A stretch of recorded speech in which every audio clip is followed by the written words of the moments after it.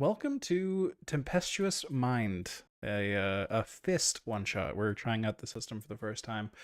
Tempestuous Mind is a little pamphlet, single mission pre-made adventure that I found on itch.io by Dragon Slayer Press. It looked pretty fun.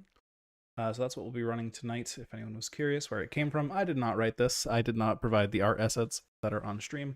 That's where they came from. And I think I sent those assets to Discord previously if you guys want to scroll up and see like the picture of the oil rig and stuff that I've got there. Because that is your current situation. You received I guess I should back up a little bit and explain Fist a tiny bit. Fist is a paranormal mercenary, like Cold War RPG, essentially.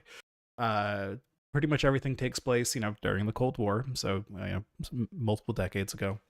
But because it's paranormal stuff, it's kind of like Metal Gear-ish or like spy movie-ish, that kind of thing. So you have technology that's more advanced than that for the time. There might be some random shit. There might be aliens. You might have psychic powers. You might play as a skeleton. Who knows? There's a lot of shit that can happen in this game. It's kind of wacky and wild. But we love that about it. It is a pretty lethal system. You'll notice that you will probably start with something like 6 HP, and pretty much any weapon in the game could do 6 HP to you in a single hit. So that's not great for you. You might want to try to avoid going in guns blazing, because you are very fragile. So are the enemies, but anytime you can find a more clever way around, whether it's sneaking through or taking enemies out one by one or anything like that, it might be better for you. But if you can't avoid a fight, your character should be at least somewhat decent at kicking ass. And if you do die, it's no big deal, because your characters are going to be randomly rolled anyways, and we'll just randomly roll a new character. There's a whole very simple set of rules for rejoining once you die with a new character. Maybe you parachute in because you jumped out of a plane, or you were a plant the whole time and one of the enemies just turns into you instead as you rip off your disguise, or there's a whole bunch of shit like that could happen. We'll get to that as it comes to it. I think with just 2 players, that might happen a lot, so get ready to switch characters a bunch, but that should be fun. It should be kind of zany to go through, a ton of characters as we get through this, but because of that, there's not really necessarily a danger of you all losing this, right? You might churn through a lot of characters on the way, and we might see a lot of deaths in order to get this goal accomplished, but hey, it is what it is. Fist is trying to save the world, so a couple lives here or there in order to get that done is just how Fist does business. Unfortunately for your characters.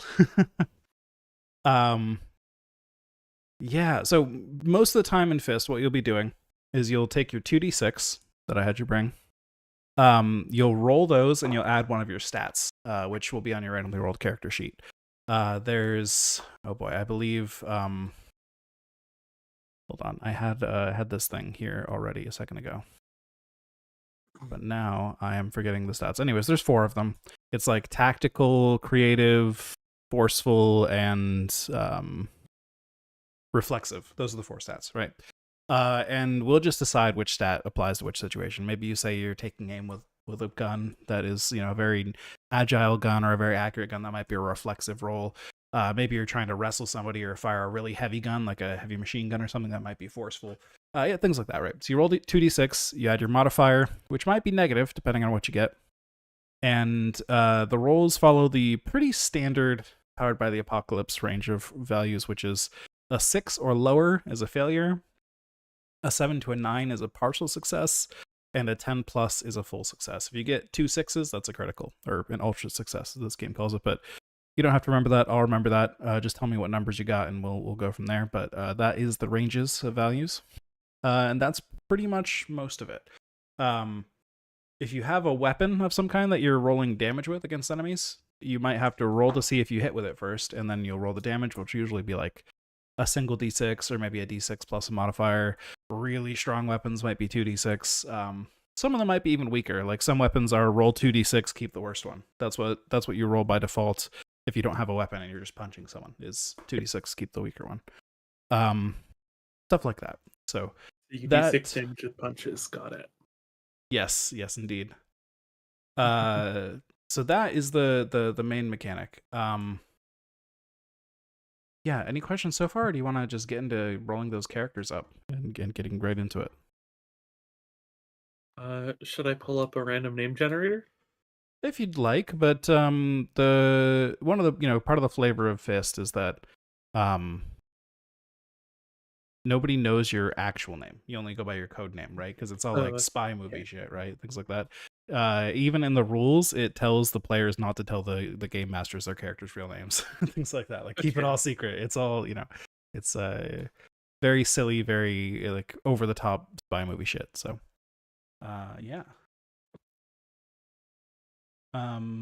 So and I mean, if you can find a random name generator that is like spy movie name type things, code names or something, then sure. Or we can come up with one that makes sense for your character. Like as an example in the chat earlier, I rolled a mimic ooze character who I codenamed Slick because I thought that would be funny. For example, we can just come up with random things like that. It'll be fine. I found a code name generator and I got fake Mercury. Sweet. Yeah, that sounds good. All right. Cool. I will say as well, the reason I've blanked out the Discord chat here is because the Discord chat is on stream, because pretty much everything we'll be doing, instead of on Foundry, will be on Discord.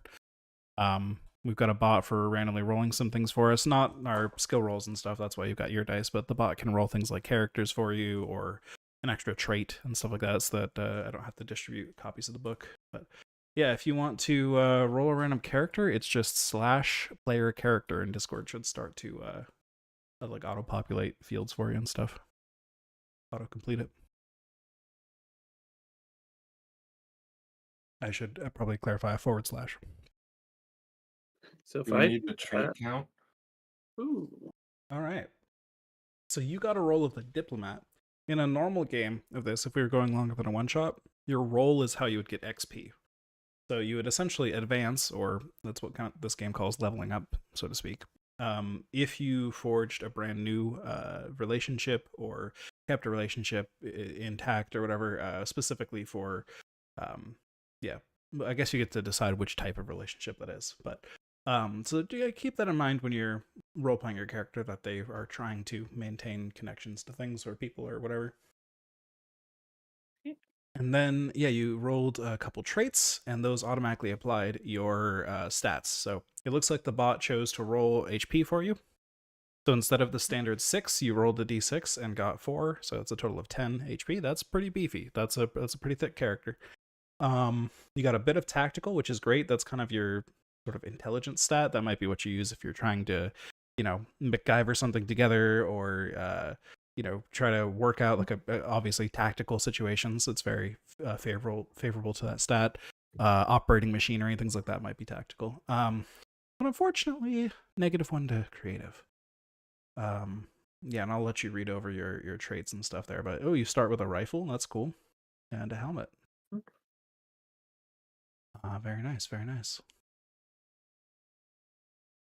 So we got a punk here. Very cool. Looks like you also rolled HP. That'll probably help you early, especially. Negative stats all around, unfortunately. That's not great. I hope that your bonuses from your traits are good. Yeah, But I mean, I have pet treats, so that's all the bonuses I need. Yeah, true. You have a small pet, 1 to 3 HP, referee's choice. Let's go with 3 HP. I guess depending on what kind of pet you decide it is. And then you get to customize your pet a little bit. That's cool.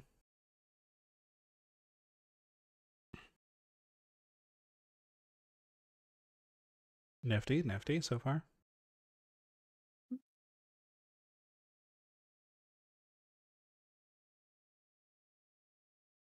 Any questions on stuff so far, or are y'all just reading still? I'm reading. Trying to figure out what pet to have. Ah, yes. Very fair.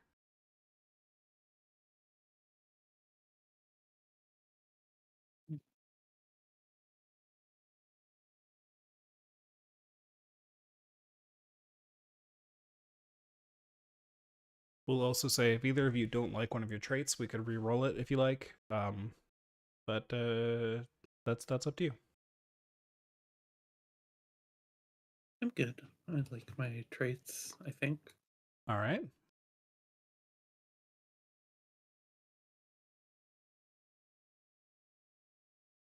Mm.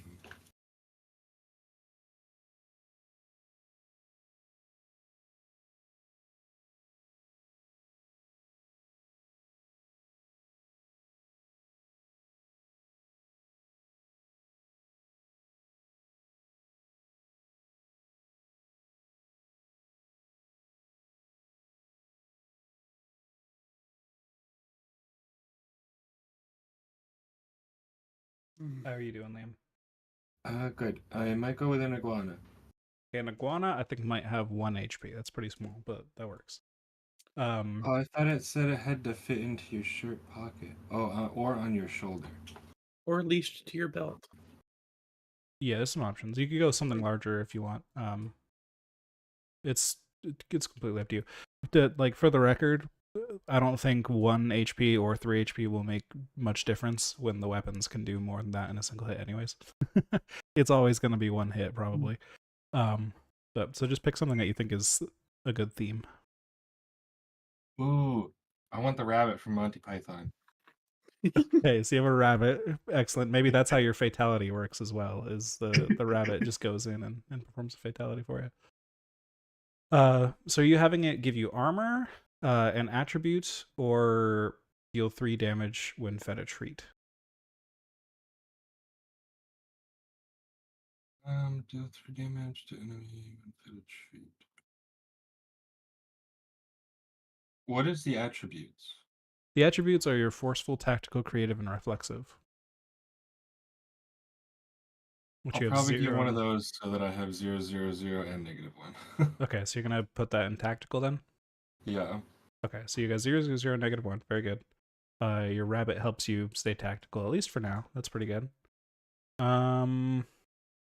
All right, that sounds good. So we've got our characters here. Feel free to just keep track of that on your own. Probably the main thing you have to keep track of is your HP, but if something comes up in combat and you're like, oh, I need to add extra damage to this or whatever, just let me know and we'll make sure to track that.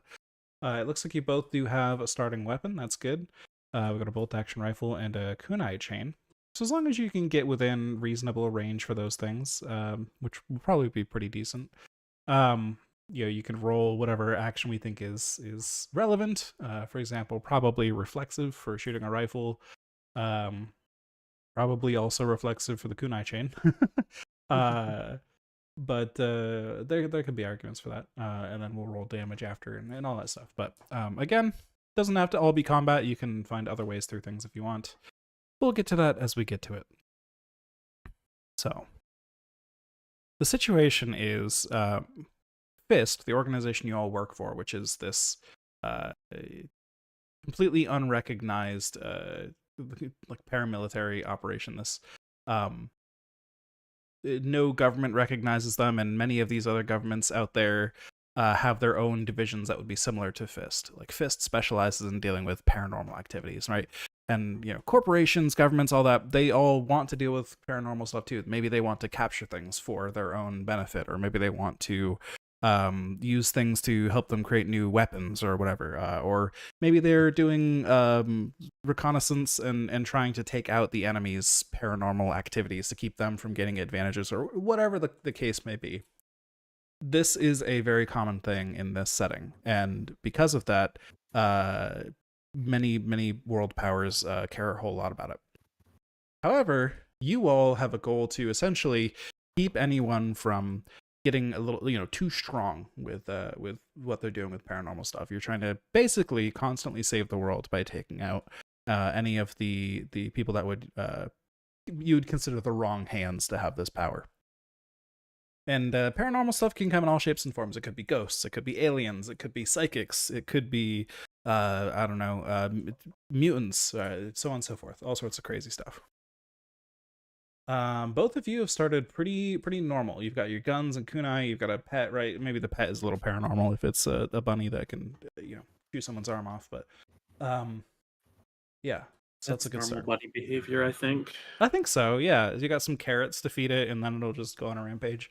Pretty sweet. It's got right nasty teeth. Yeah, exactly. Okay. So your current goal, the mission you've been sent and the mission you've accepted, is there is a project called Project Delphi that is a precognition center that is being created by Cyclops. Cyclops is sort of the counterpart to FIST. They are your enemy constantly. They're another force out there that's basically, if you're the good guys, they're the bad guys.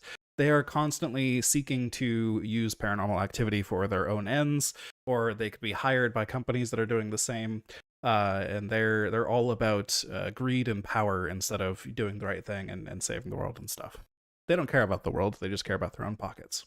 That's Cyclops, and Cyclops is trying to create this precognition center so that they can help see the future a little bit. Who knows how far or how accurate, but that's what they're trying to do, so that they can have a huge tactical advantage. Now, how exactly this all works, you don't know. The only intel you have is that they're doing it, and they've had some level of success recently. And they are trying to get their project off of its current location, which is an oil rig out in the East Siberian Sea. This oil rig is currently surrounded by very icy waters, and there's quite a storm brewing around it at the moment. It's not the best environment to be in, and despite the environment, they're trying to get this thing out of there and to some other secure location, since they are aware that that location has been compromised and the intel has leaked a little bit. Your job is to get there and blow up this project before they can get it out of there. You will not allowed to be extracted. You're not allowed to even call for extraction until you have destroyed the project. You must also sink the oil rig itself so that there's no chance any intel can be recovered from it later. And there is a head doctor at this place who you are supposed to kill or capture at your discretion. Command has left that up to you. The doctor's name is Ivan Rozalski, who will be on the oil rig. Any questions so far on this briefing?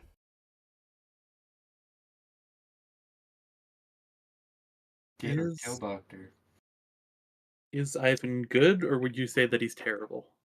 This intel is not known. Okay. Perhaps you can figure that out when you get there.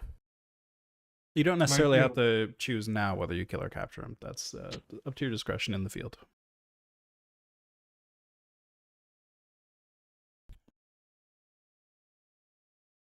Okay. Other things of note: you'll be deployed under the ice inside torpedoes. They'll be fired under the ice, and you're gonna have to break through the ice and climb up onto the oil rig from below. So be prepared for that.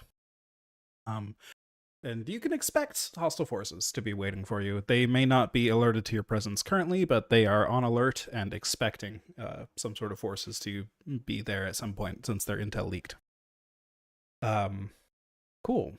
So without further ado, let's get you all in there. So you're packed into these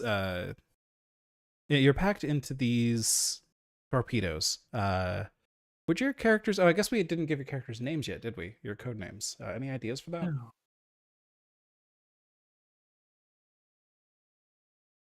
Let's start with Liam, since you're on the top on my screen. Urban Rogue. Urban Rogue, okay. Very good. That makes sense for your punk aesthetic with the goon eyes and shit. So, I do have a question. The Yes. kunai chain, is that like, thinking of Soul Eater, is that like the dual weapons with the chain? Is that what a kunai chain is? I think we can kind of come up with that a little bit. Yeah, sure. Let's call it that. It's like it's like a chain with like a kunai on either end. You can swing them around. It could function as a close range weapon. You could sling them out to a decent distance if you want to. Whatever.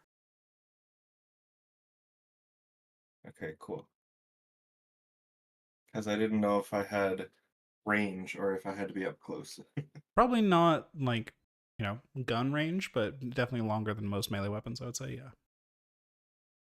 yeah. This game doesn't track itself on a map or anything. We're just gonna narratively, if he's with, he's up close, he's in melee range, whatever, that kind of thing. Yeah. So don't worry about that too much, but you might be able to use that as an advantage and say like, yeah, I'm so far away that if I shoot him, he's not gonna be able to catch up to me or whatever. Yeah. Sky, what is your character like? Like, what's your code name at least? I'll go with Snake. Fake, okay. Classic. Snake! I wasn't going for the box metaphor, but you know. Well, I mean, it Yeah, is yeah. extra funny considering this game is essentially based off of Metal Gear Solid, so it's perfect. Okay, so you're Snake. Excellent. All right. So the game gives me a bit of an opportunity here as the game master. In that if you two are willing to, and you don't have to be if you'd rather get right into the action. If you want to have a little conversation between your characters, like whether it's before you get into the torpedoes or like over radio comms while you're in the torpedoes on the way or something, just like a little chat between your characters about the mission, maybe what you're afraid of, what you're excited about, anything you're concerned about, whatever, something like that. If you do that, there is a reward, but that's up to you. How's the bunny holding up? Over. Pretty good. Just kind of chilling. I got a couple treats left for the mission. So, what do we think about the doctor? Are we going to be trying to get him out, or are we trying to kill him? I think whatever's easier. Oh, it's breaking up a little. Over. Yeah. So, I don't think we were told anything about how many enemies were here or anything either. So we're just kind of going in blind, I guess. I mean, I don't even know how we're gonna get out. So I don't know if we'll be able to capture him. Over. Yeah, that's true. I guess we just send it.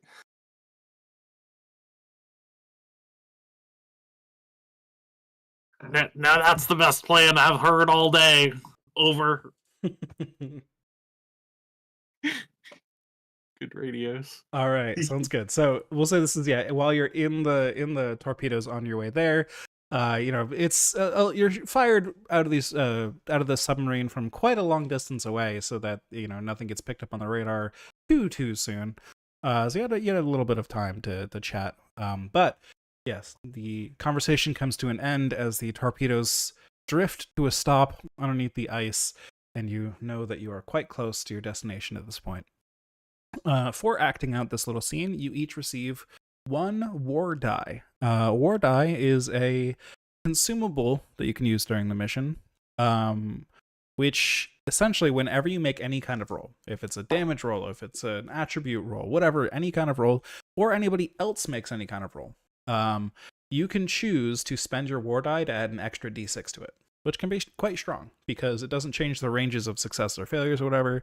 If you roll a 6 on something and you want to add a war die to it and make that a 7 or maybe even a 10 or something, right? If you roll high enough, that's great. Or if you hit and you're like, I really want to kill this guy right now, I'm going to add an extra d6 of damage to it. You can do that, but you consume your war die when you do that. So that's an option you each have as you've bolstered these characters a little bit.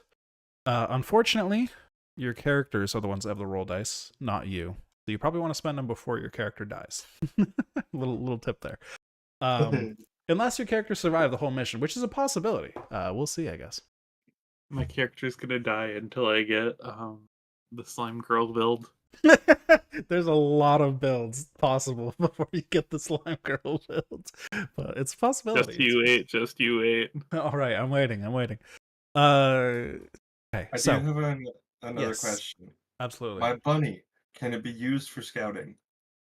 Like around corners? Or is it not that intelligent? I think when we get to it, I'll make a better ruling, but for now what I'll say is that'll still be probably using one of your rolls to do so, right? So maybe that's like a tactical roll or something to use your bunny to scout a little bit, but with the the consequences would be, if the bunny gets caught, the bunny probably gets killed. But I'll say it's sure. Probably more of an understanding of if I can understand what the bunny is trying to say. Yeah, but definitely a tactical roll or something, I think, for that. So there's a possibility of it, yeah. Cool. It's a very flexible system. You can kind of do whatever you want within reason, as long as we can assign it to one of the rolls and have a consequence for it. Cool. So your torpedoes drift to a stop as they scrape along the underside of the ice that has formed around the base of this oil rig. You each have a little like emergency like opening handle on the inside. You can pull to like release the pressure of the torpedo, eject the door outwards, and then you'll have to swim up and break your way through the ice. How about you both give me a this is how about you both describe to me how you do this, how you make your way up through the ice? Because I think by default I'm gonna have you both roll like forceful or something to get through the ice. But if you have an idea for some other way you want to get through the ice, you can let me know. Then perhaps we change it to something else. Were we given anything to help us get through the ice? Probably not. You have the items on your sheet. Okay. Well, my sheet says that I have good judgment and combat analysis. So if possible, I guess I'd try and find the thinnest area of ice to try and break through. Okay, that makes sense. That makes sense. So with looking for the thinnest area of ice, I guess that would be tactical. So you could roll tactical to try and break through the ice. Okay. Should I roll that now, or? Yeah, go for it. Okay. I got a 12. 12. Plus Okay, 2. that's a so at 12 plus 2 you got double 6. Yes. Sheesh. Okay, so that is an ultra success, which means you not only succeed at your task, you do something extra. I'm gonna say that you get both Snake and Urban Rogue make it up through the ice through the hole that you've generated. So the Urban Rogue is no longer in danger. So you find the strongest point in the ice. You underwater just gesture over with your hand, like you're holding your breath over to Urban Rogue, and then point up at the spot and just break right through it and climb on up perfectly. And the hole's large enough for both of you to get through. No big deal. It was very cold, but I'll say you probably are both at least equipped with cold weather gear. You're prepared for the temperature and the icy waters at least. Yeah, so you're now standing on this ice outside this oil rig. You can see ladders going up into the underside of the oil rig above. Yeah, and then staircases on these like catwalks down here that lead farther up into the main deck of the place. So you can see a couple there are so you can see a couple boats nearby that are like kind of frozen into the ice, but you take note of them because if possible, if you could break them out later, they could be an escape route or something, or you could hide in them, who knows, but at least they're there. And I think also, since that was an ultra success that got up there, I'll just say you get up pretty sneakily. It was a thin piece of ice, so you didn't need to like break through with any loud sounds or anything. And you see 3 Soviet ensigns guarding the lower decks here, essentially. They're huddled around a small heater up on one of the catwalks above, although only one of them is holding his rifle. The other 2 are sort of lazing about. It appears that nobody expects people to come up from the ice. So they've got, they drew the short stick on guard duty and they're just down here in the cold. And they don't really expect any danger. So they're kind of lazy at the moment, but one of them does have his rifle, though he's not extremely attentive. That is the current situation. What are you doing? Do we know where on the rig the doctor was? Let's see. No, I think. Okay. You know that this oil rig contains the project on it. It is something that's not just small. It's like a huge thing you're gonna have to break, like a whole building. So you could potentially just go building to building until you find it. It's also not a massive structure, so it wouldn't take you that long to just look through all the rooms. You know that the precognition tanks in Project Delphi are too big for even like a single cargo helicopter to take away. It's going to take like a lot of work for them to get this thing out of here. Otherwise, they would have already.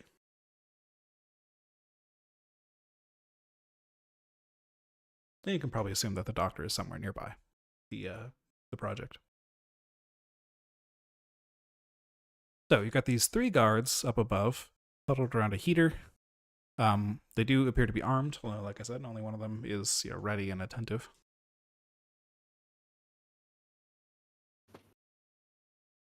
They have not spotted you yet. What are you doing?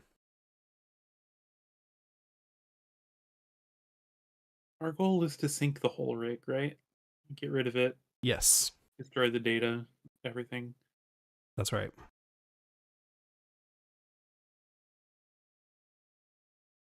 Well, I mean, it's bad form to shoot when you haven't been shot at yet. So maybe we should try and find a different way up. Yeah, I wonder, are there any ladders on the sides, or is this the only way up? The ladders on the side lead up to where they are, and then there are staircases from the catwalk up deeper into the main deck.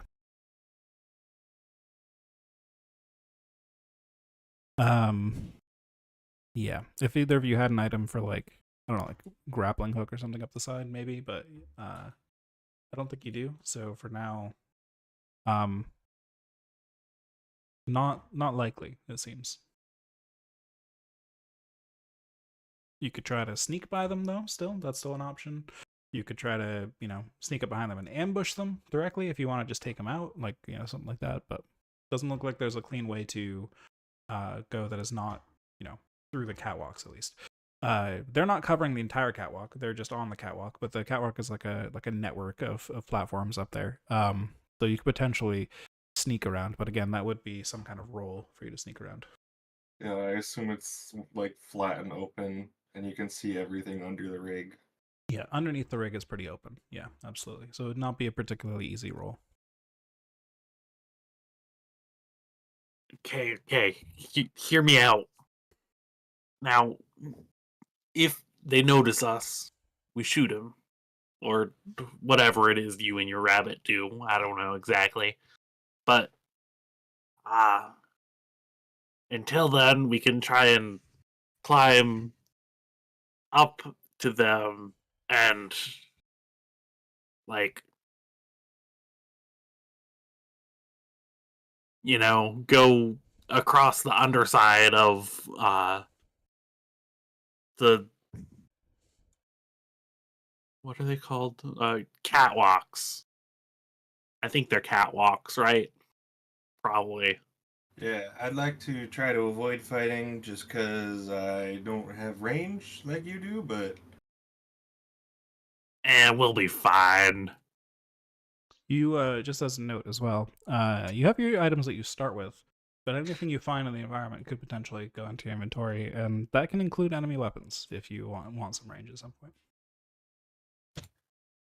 how Maybe if close are you their weapons wanted, to them?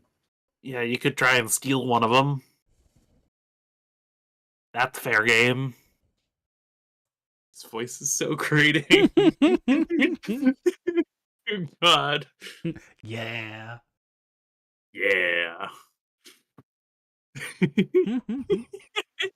All right, so it sounds like you're trying to sneak up, and if you get caught, that's when you attack, essentially. Yeah. How close are their weapons to them? 'Cause you said only one of them has their weapon. Yeah, one of them is holding it. He's not holding it like ready to shoot or anything, but he's kind of like got it balanced on his shoulder, pointed up into the ceiling, so he could quickly move it down and fire.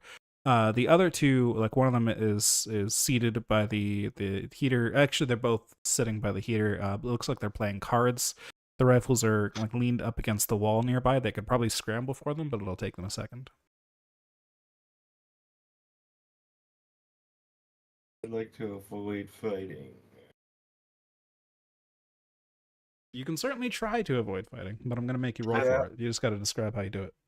We're gonna have to roll for fighting anyway. Exactly. There will be rolls. There is no free solution here. Just got to tell me what you're doing, and we'll roll for it.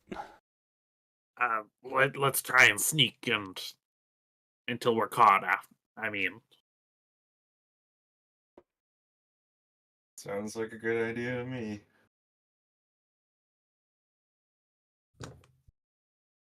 All right. So, let's see here. I'm trying to think if sneaking sounds somewhat tactical to me, right? I mean, you're trying to essentially get a tactical advantage over them by your positioning and your movement and stuff. It doesn't sound like you're being very reflexive or anything. So, if I could get a Can I argue against my advantage? sure.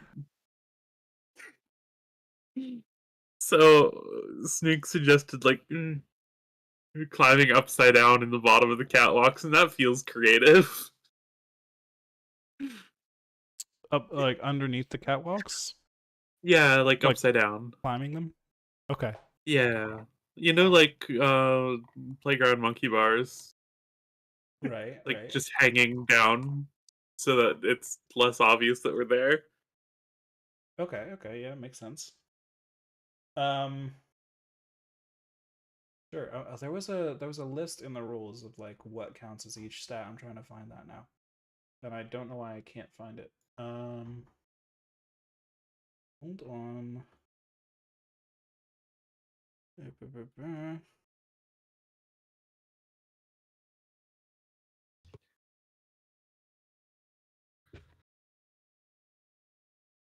Okay, here we go. Yeah, so creative is for expressions of will, persuasive speeches, off-the-cuff bluffing, or psychic manipulation. As tactical is for Well, that's applications kinda of neat. logic, maintaining a disguise, hacking into a database, operating machinery. Reflexive is for feats of agility. So if you want to be climbing underneath things, I think that would be reflexive. Like dodging bullets, using light weapons, parrying enemy attacks, climbing things. I think I think that would be reflexive if you wanted to climb underneath stuff. Works Is for there me. any way for us to um check the boats to see if they have like jackets or something Oh, the for boat's like a nearby? disguise? Yeah. Sure. Yeah, that makes sense. Okay. Yeah, if you want to check the boats real quick, um, roll me tactical if you want to looking for a Tactical. disguise. So that's just 2d6, right? 2d6. If you have a 0, then yeah, just 2d6. I got a 7. 7. Okay, that's a partial success. Um, so you do find some things you think you could make a disguise out of, but they're all like absolutely covered in frost and ice that will be very hard to chip off. So you think you could whip something together that you could be passable and maybe confuse somebody for a second, but um, it is a concerning amount of ice to the point that they would be like, "Holy shit, dude! You need to be checked for frostbite immediately. How are you still alive?" That kind of shit. So like, it might not be perfectly believable because a 7 is a mixed success. But there's something there you could potentially work with. You know, like a jacket, if you would like. Yeah, I'd at least like to put it on because I feel like with me I have to get in close, so even if I have like the little bit of Okay, time to get closer. sounds good. So, are you trying to just put on the jacket and walk up then, or are you also going to be climbing underneath? I guess I'll also climb underneath, but that Okay. kind of defeats the purpose of the jacket. Yeah, I mean you don't have to do. You can do whichever one you want. I'm just letting you know. Up to you. Sneak is entirely being dumb. I'll follow under the Okay. catwalk. Okay. Let's see.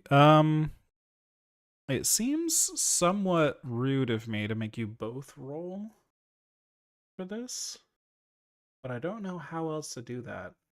So, yeah, I guess you're just both going to have to roll reflexive. And I'll What say if we the both roll one die and then combine them? Would that work?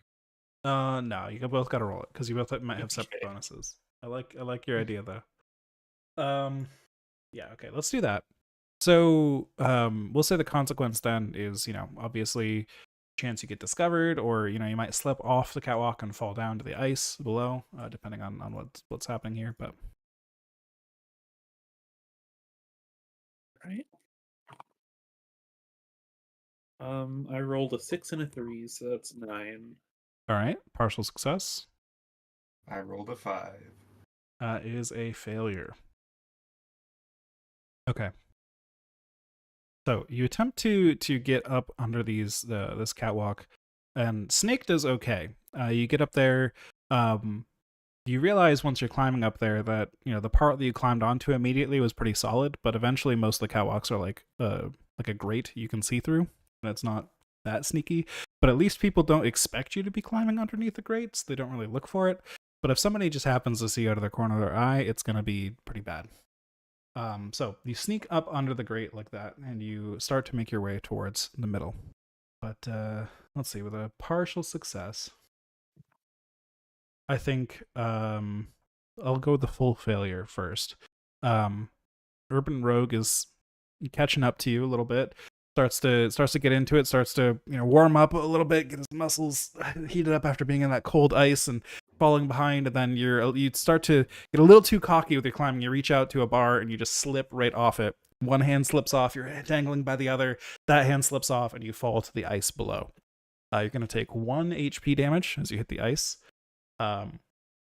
And it's going to be pretty loud. So the soldiers up above are going to jolt up from their position and grab their rifles and start looking around. Fuck. Indeed. So now you're in a worse position, Snake. They haven't caught you yet, but it is they're now actively looking for you, and it'll be much trickier to sneak past them. And you, Urban Rogue, are in imminent danger of being detected,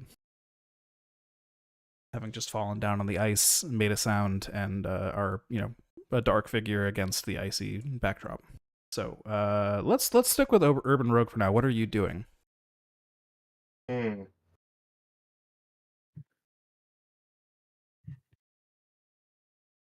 Is the jack there's nowhere easy to hide, right? I'm gonna say with a full failure, probably not. You could try to rush for one of the boats and see, but it's not gonna be easy. I'll make you roll for it. Or you could try to rush to one of the big like legs of the oil rig, one of the big pillars. But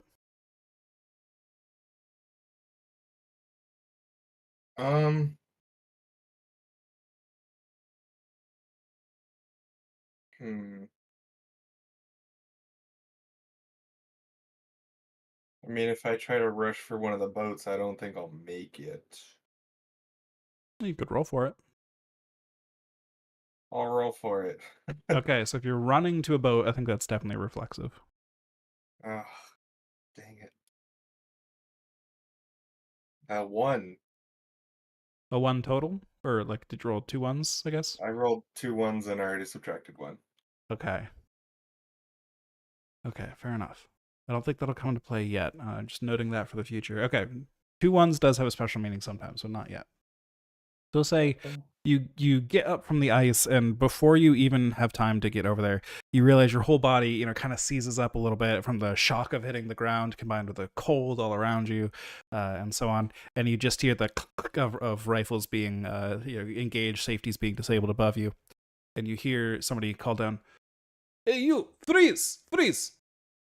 We will shoot! Identify yourself!"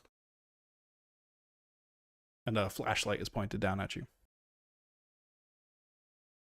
Alright, I'll stop running and I will put my hands up. I'll say I still put on the jacket with their logo on it, at least. Okay, yeah, that makes sense. You rolled for it earlier, so that makes sense. And, are they speaking a language that I would know? Yeah, I'll say for now, I mean, it's probably Russian, but I'll just speak in English, and your character probably also knows Russian. Okay. I'll say, "Hey, how's it going, guys?" Identify yourself now. Yeah, I was sent by HQ to come and help you guys out. I heard there might be someone getting onto the rig for the experiment. That is not my identity. We will shoot you.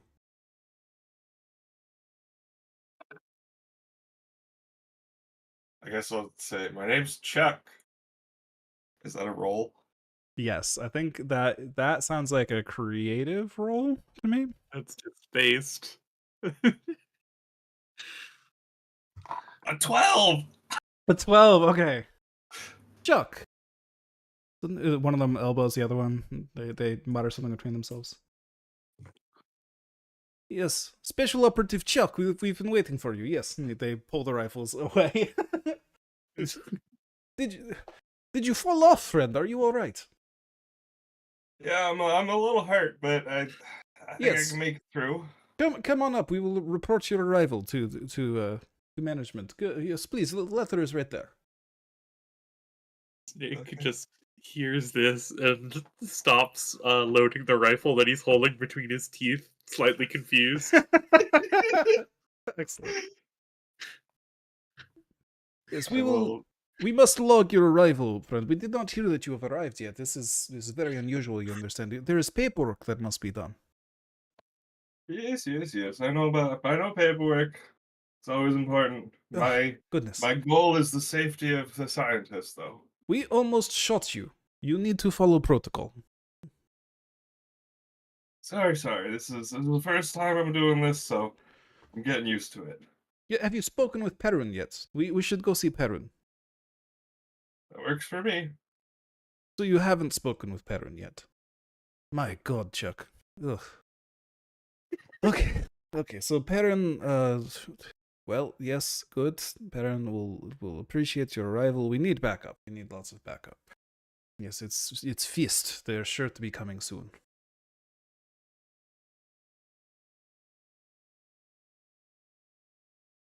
All right. So they'll start leading you upstairs. What are you doing, Snake?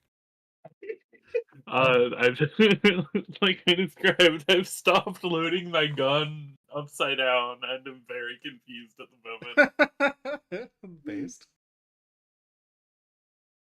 But if they're leading air quotes Chuck upstairs, then I'm gonna wait until some of them go with Chuck to escort them, and then continue sneaking. Okay. I will say while you're down here and you see them head out, Snake, you notice on the way upstairs, as you're trying to sneak behind them a little bit, quite a bit of supplies here that you could potentially take some of. Mostly things like ammunition, rations, things like that, right? But among the ammunition is a large amount of plastic explosives. You could note that be opportunity. handy. Yes, I would like to attempt to take the plastic explosives. Okay. I think for now, because you already managed to stay on the thing and quote unquote Agent Chuck has led the others away, so you can just add plastic explosives to your inventory. Hell yeah. Snake just reaches up from underneath the catwalk, steals some plastic explosives, pulling them off the edge into his coat. Perfect. Okay. So you've got those. Agent Chuck. You are led upstairs, out of the cold and into the warm, the slightly warmer rooms at the like between the lower platform and the main deck, and then finally out onto the main deck itself, where you see many of these other guards scattered around. Let's see. You can see, in addition to the 3 that are with you, there are another 8 guards stationed at various points around this main deck here. These ones appear slightly better armed. It appears that they put the weak guys downstairs in order to guard the bullshit place that didn't matter. And then there are lots of like beefier, better armed, looks like better fed guards stationed around this one big building in the middle. Which you would imagine that big building in the middle is probably the important thing you're here for. The building is labeled Control Center.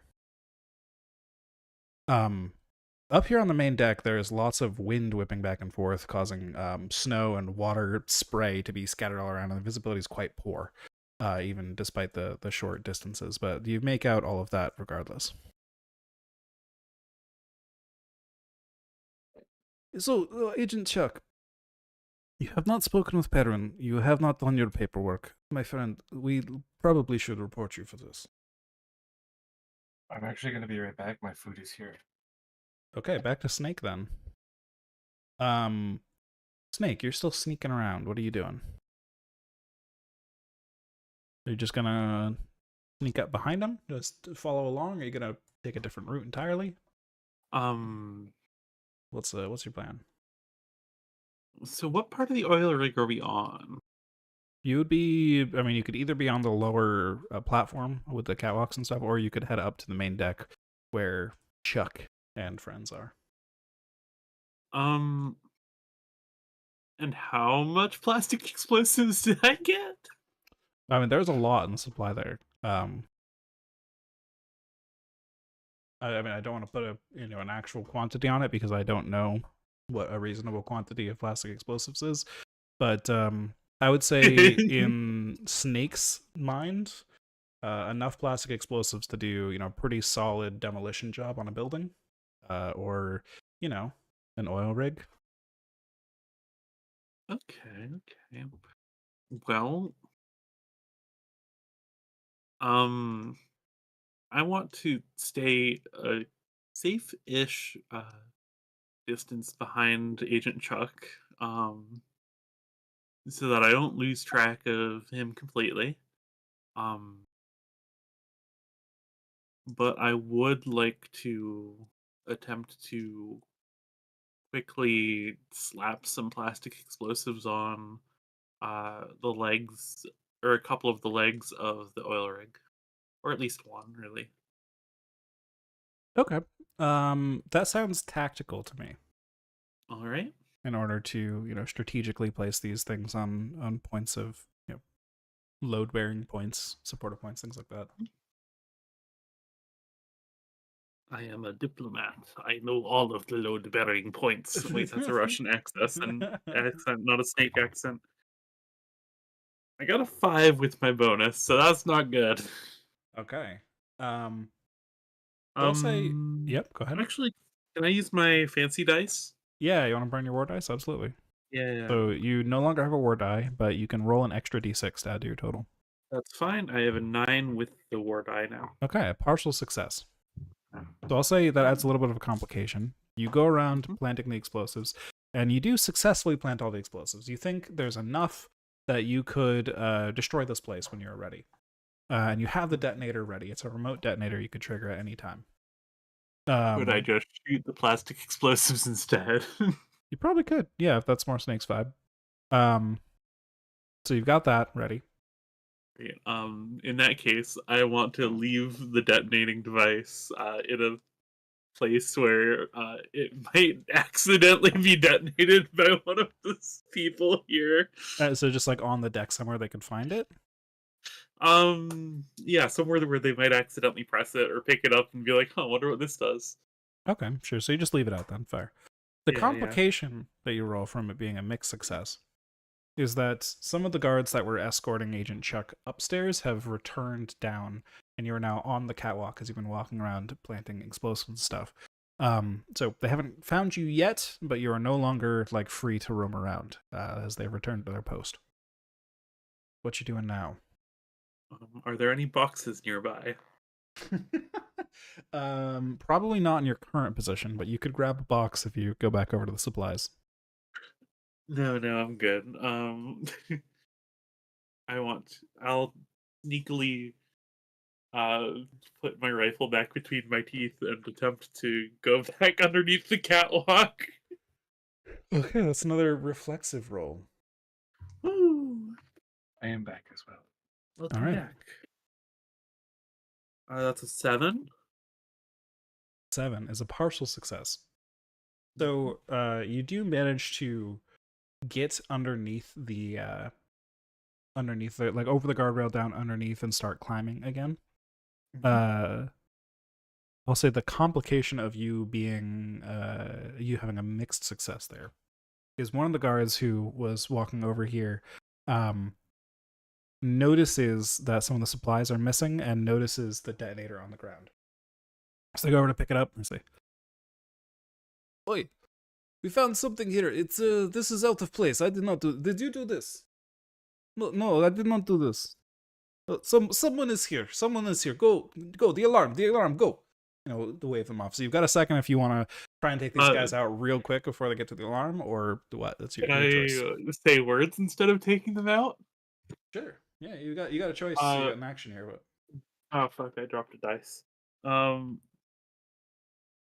I want to attempt to mimic one of their voices and say, "No, I did this." okay, that sounds like a creative roll. Yeah. You rolled a 2. All right. You mimic one of the voices, and the guard that was shouting just says, just turns back to you. Says, I found him! Sound the alarm! He starts shouting, and he draws his rifle to point to you. A 2 is a full failure, so he is gonna fire at you, I think. Yeah, it's understandable.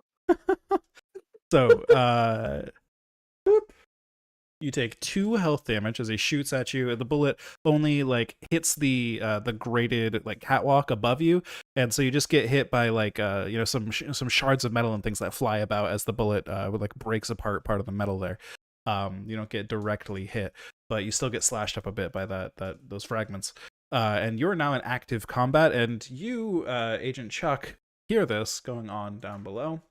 And somebody runs up and is shouting, sound the alarm, and then pulls a big lever on the wall, and you are now in the middle of a whole heck of a lot of guards. We'll stick with Snake for a moment, though. How are you doing, Agent Chuck? Active combat. Snake, you're in active combat. So you've just been fired upon. You're in a very precarious situation. What are you doing? I guess swinging back on top of the catwalk and shooting the person that shot me. Okay. Conveniently, I loaded the gun while it was still in my teeth. Makes sense. Upside All right, down. so I think shooting a rifle sounds pretty reflexive, as the game put it. Right. The precise weapon.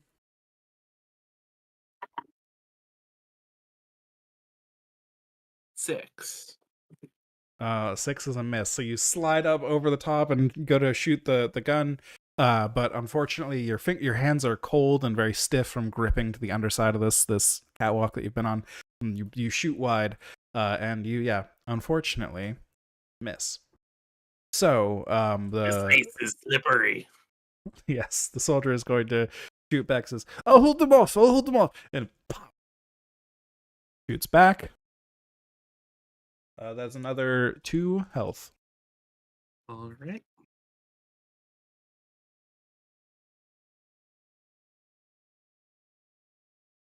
What you doing? Shooting back. Shooting back. Okay, go for it.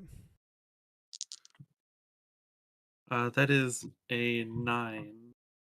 Okay, that is. Oh a wait, hit. I have 1 armor. Does that matter for my helmet? Yes, anytime you take damage, you subtract 1 from it. Oh, cool. So I have 2 more health than I thought. So I've taken 2 instances of damage. Yeah, we'll say that one dinged off your helmet and it hurt, but it didn't actually hit you anywhere. Okay. So I got a 9 to hit. All right, go ahead and roll that damage. Okay.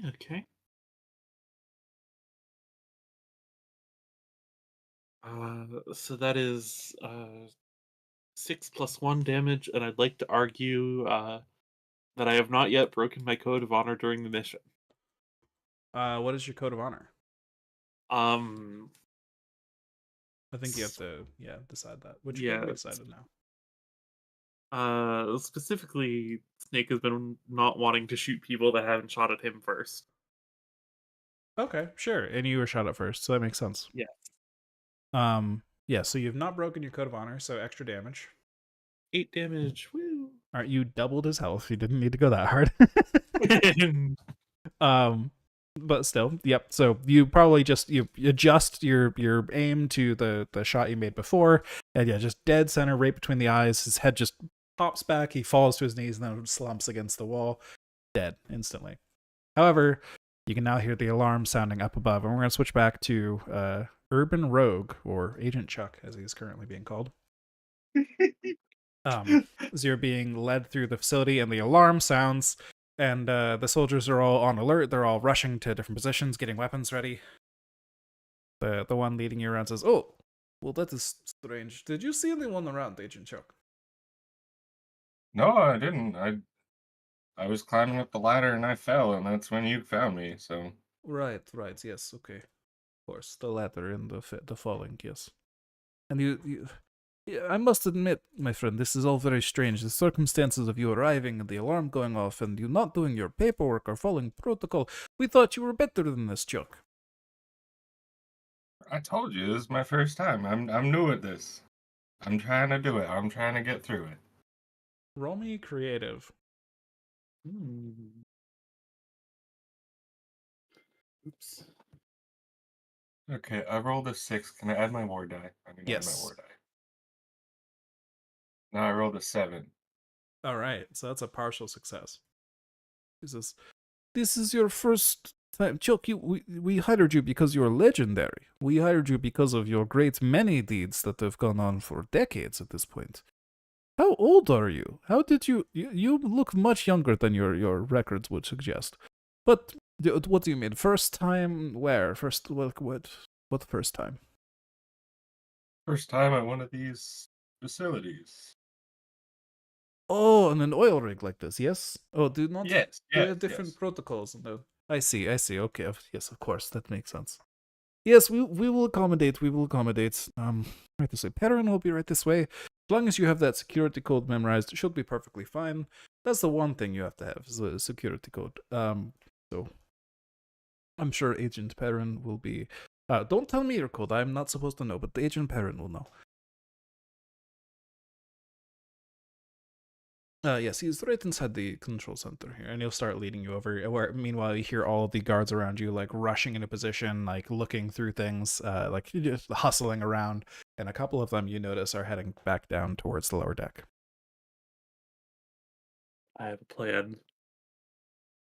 You're the menacing sound effect. Anything else you want to do at the moment, Chuck? Or are you just gonna? I'm just gonna continue following. All right, then I'll switch the spotlight back over to Snake. So you hear the stomping of footsteps above Snake, and people come rushing down the stairs nearby. What are you doing? How close am I to the door? Like up to the stairs? Yeah, where the people are going to be that want me dead. Probably less than 10 feet. Can I jump up and stick a bit of plastic explosives to the top of the door, and then back off and aim at it? Ooh, okay. That sounds, I don't know, reflexive to do a lot in a short time. Okay. I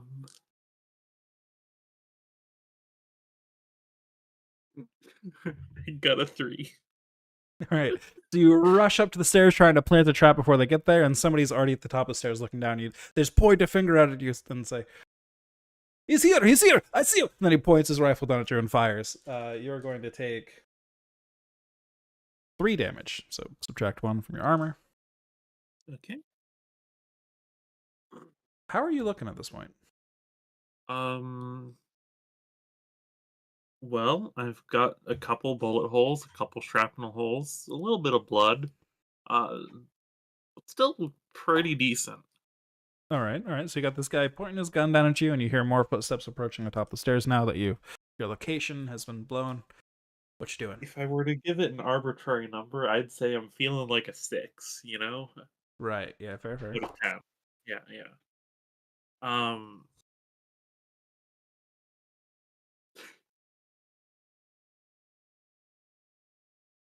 Is it a free action to throw plastic explosives? No.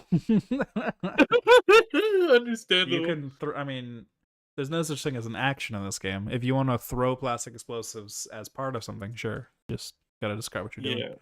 Are you I thinking want to like throw it and I shoot want to it? throw a bit and shoot it. Yeah. Okay, yeah, that sounds like reflexive for sure. Well, it's reflexive to shoot anyway, so Yeah. what's the loss really? 7. Okay. Partial success. So I'll say you don't even need to roll damage. You're going to absolutely eviscerate this guard that you just exploded in front of you. The downside, if you're rolling a 7 here, is you wreck the staircase leading up, and it's going to be much more difficult for you to go upstairs, or for you to get anywhere here. You're kind of cut off from Chuck at the moment, but you have destroyed this one guard instantly. I thought there were more than one guard. Oh, there's one guard for now. The others are approaching, you heard, but... Well, they can deal with the stairs. I'm gonna back off from the doorway and point my rifle at the plastic explosive that I placed above the door previously. Which one above the door previously? Oh, did I not manage to do that? No, because you didn't roll a partial success. You rolled a full failure. Okay. So there'll be another action to do that. Well, that's my next plan. Do you want to just plant an explosive while you're there? Heck yeah. Okay, I think if you're there and you're already in place and you're not trying to rush away and stuff, this is probably tactical. Okay. I like tactical. I rolled a 10. All right, now that's a full success. So you plant that, you manage to properly secure it at the top of the doorframe, and you back up. Let's go back to Agent Urban Rogue. You're being led into the control center, but before you can get there, I get to roll a d6. Actually, this is perfect timing, because what I rolled for a random event on the oil rig is an explosion rocks the platform, causing it to lurch sideways drastically. You're being led to the control center when all of a sudden, something explodes. Some sort of support on this thing causes the whole thing to shift slightly, and everybody kind of tumbles to the side a little bit. Sorry, Chuck. This kind of interrupts the flow of what's happening here. And I'll say there's not like a huge consequence here, but it causes things to shift around a little bit, and it's very disruptive. You probably bump up against the person you're following because you're just kind of shoved there by the force. It's a little easy for Alicia. We will catch this person. Actually, we should probably, as soon as you talk to Perrin, we should get you on the case of hunting this person down. They appear to be quite a menace. Yes, anyways. Right through this door. He'll open up a door and lead you into the control center. Inside, you see Dr. Ivan Rozalski currently working at a control panel in the center of the room, scribbling some things on some notes. And you see 3 large tanks full of some like glowing green fluid up against the far wall. You see the doctor, like I said, scribbling something, and you see again, you see 4 troopers guarding this place, and one very, very well-equipped man that appears to have much more significance to him, who you're introduced to as Agent Perrin. He is a hulking Cyclops specialist. He's got like a helmet on that appears to have like an oxygen flow to like an airflow to his mask from tanks on his back. He's got he's got these big heavy metal boots on. They're not sure what they do or why he's got these heavy looking boots on, but he's got like a shotgun and SMG. He appears heavily armored. This is the big boss of this place. He's also wearing metal gloves to go with his metal boots, and big impressive dude.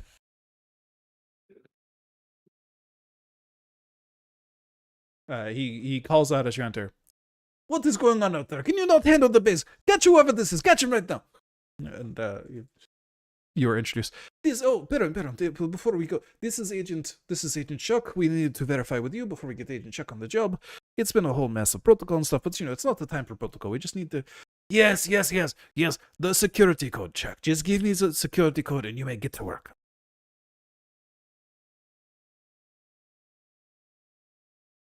Agent Chuck, this is the security code. Do it. Chuck, the one you memorized, the security code, yes. I'm just gonna say.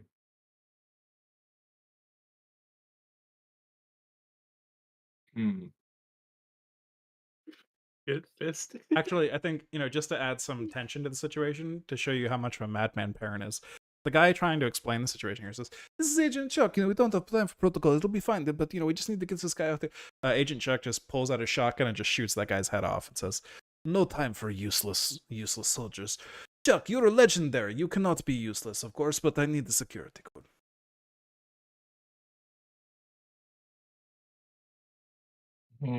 He points the shotgun at you. Do not be useless, Chuck. So if I just say a number and roll, is that what it is, or does it have to be the right number? Like the security code? Yeah.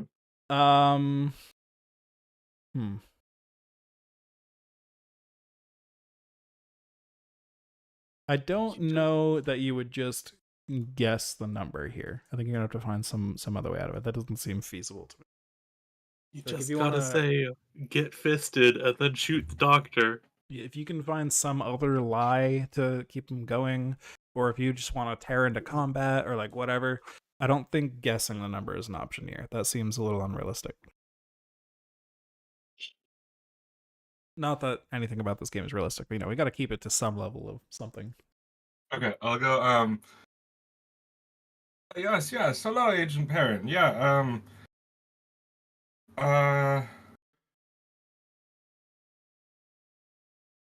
Where are you When covered I with was- so much ice? Oh, I fell. When I was climbing up the ladder, I fell, and I mean, I would have said you could have asked the guy that was with me, but I mean, you just Well, killed it was him. useless. He has not caught the invader. This is what you will fix for me. All right, Yes, so I will go do it myself if you just give me a security code. I'm hired to fight, not memorize codes. This is the one thing we had you do to come here, Jack. This is protocol. You cannot give me the code. I cannot permit you to operate on this base. And in fact, I will, go ahead and roll me creative, though. Just to say.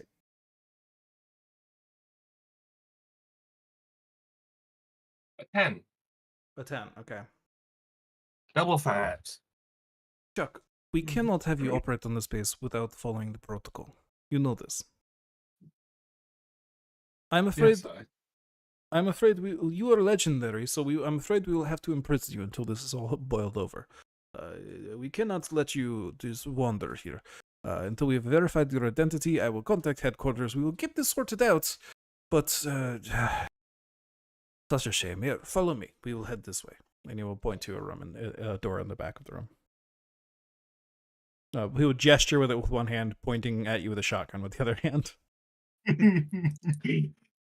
All right. I will go into the room, I guess. All right, so your full success was him not killing you.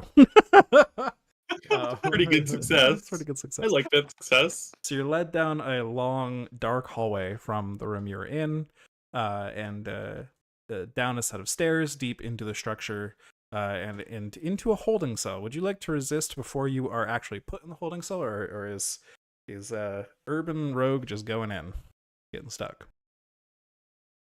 Are they full on, like, trying to take everything off of me before they put me in?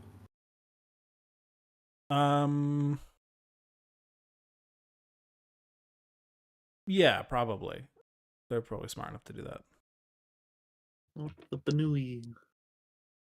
Yeah, but what about the bunny? They'll find a separate cage.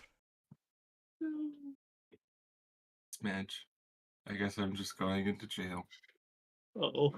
All right. Cool. So, I think Urban Rogue may be in a bit of a sticky situation here. So I think it may be best if you want to roll up a second character here for now. If you want to try and jailbreak with Agent Rogue, you can do that. Absolutely. It will be very risky. I'd like to try to do that. Okay. You mean Chuck? I mean, if I'm gonna re-roll another Chuck, yes. character, I might as well see Chuck through to the end. Yeah, sure. Okay. So we'll go He's a back to fucking Snake. legend. We'll go back to Snake for now then. So Snake, you're waiting at the bottom of these stairs But they're, I mean, mostly impassable at the moment. You've blown those up for now. So you're waiting. You've got your gun pointed up the stairs. You're hoping somebody will come down and check your trap. And then you hear the sound of people running, not near the stairs, but to other parts around the outside of the oil rig. And I'm going to do two things. I'm going to roll a d6. Okay.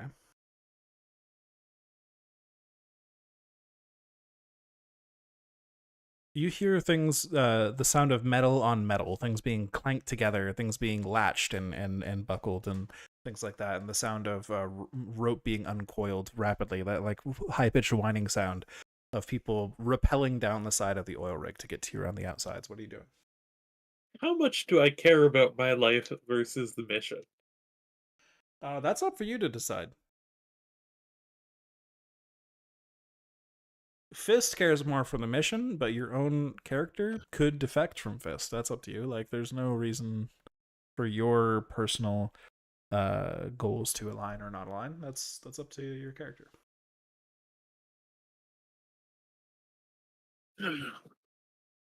There's even a one of the backgrounds you can get, one of the roles you can get in the game is essentially you're just a traitor and you try to hide it from the other players, and the GM helps you and stuff. Like you can be anywhere on the spectrum of loyal or not loyal.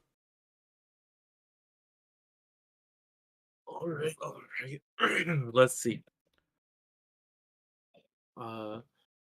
Snake will clear his throat a little bit, and then in his most commanding, yelling voice, he'll just scream, "Halt your approach! You don't want to rappel down here." Okay, roll me creative for like intimidation, I guess. I rolled a 2. That's two. No, I rolled a 1. Sorry, a natural 2. It's a natural For a 2? 1. Okay. While you are under active threat of violence and you roll 2 1s, we go into sudden death mode, which activates for everyone, all players and all enemies. And it means that everybody takes double damage and armor has no effect until somebody dies. It can be an enemy, it can be a player, somebody has to die. What if everyone dies? It's a possibility. But you tried to intimidate these people, and you failed. So they rappel down, and they're going to riddle you with bullets. Oh, God. So let's see. These were the Naval Special Forces. There we go. Okay, so they do 1d6 plus 1 damage. That is 6 damage, which is doubled to 12. No armor reduction. Yeah, I have 6 health. Oh no! So you try to hold them back. You're like, don't rappel down. You don't want to do that, and then they just all rappel down anyways. And then we just see Snake just bullet, just riddled with bullets back and forth. Knee drops to one knee, drops the other knee, and just falls to the catwalk. Probably still clutching the rifle. Never let go of that, but unfortunate. F. All right. So, unfortunately, Snake is no more. But Snake has caused quite a big disruption, and now they think the enemy is gone. I see you've rolled up a character. You can go ahead and familiarize yourself with that while we get back to Urban Rogue. You are currently locked in prison in a holding cell. We'll say it's like a big steel door with like a little glass window and a little door that can be opened up to pass food in and out. Otherwise, no windows. There's a single light bulb in here that keeps it bright. A cot and a toilet. And your bunny has been kept outside in a little cage, like a little probably 2 foot by 2 foot cage outside. That's your current situation. What are you doing?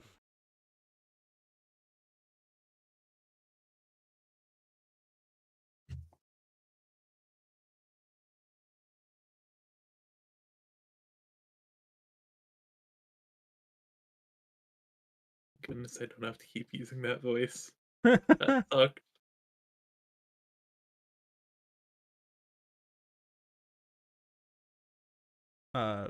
Agent Urban Rogue. Chuck? All right, let's just keep going with Sky then. I don't know if Liam's having internet issues or something. Woo. All right, an 8. You deploy normally. So let's see. You have stretch and telekinetic. Very interesting. You got max HP, a little creative. That's cool. Psychic amplifier. Interesting. Yeah, Liam must have had internet issues. Sag. You have an elastic bodysuit. 0 armor, but it's up to 1,000 square feet of fabric. Interesting. Okay. Mhm. So we'll say you deploy normally, and you know what? Let's go with the plant one, since it makes sense. You've got some psychic powers. Maybe you were involved with the experiments here or something originally, and you are now just operating at this base as just one of the scientists here is what they thought, right? Maybe not the doctor, but you helped with the psychic work or something. Does that make sense? Does that sound good? Yeah, that sounds good. All right. So we'll say you show up. You enter the scene by unlocking Agent Urban Rogue's door. You've snuck over. You've got a key. You've heard that your mean operative, Chuck's door.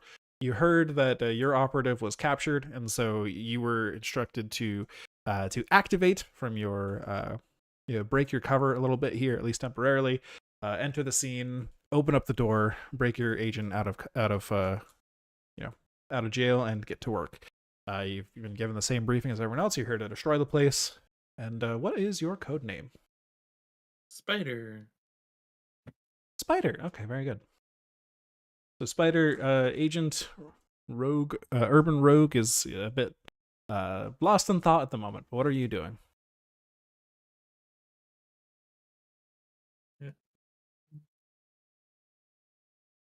Nudging Chuck to figure out what's wrong. Probably. I mean, you've been given the same briefing. I'll say there's probably nothing wrong with Chuck. He's just gonna go along with whatever you do.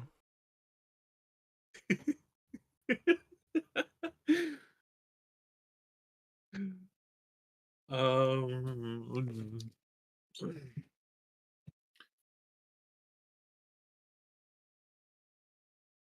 So you're currently back behind the control center. There's high alert in the station currently. Guards are roaming around, but I think they've taken care of the threat for now, and everyone's getting back to their positions. Yeah, so your objective, to remind you, is to get to the control center, blow up the operation there, kill or capture the doctor, who you would know personally, and blow up the whole station, and then get the fuck out of there.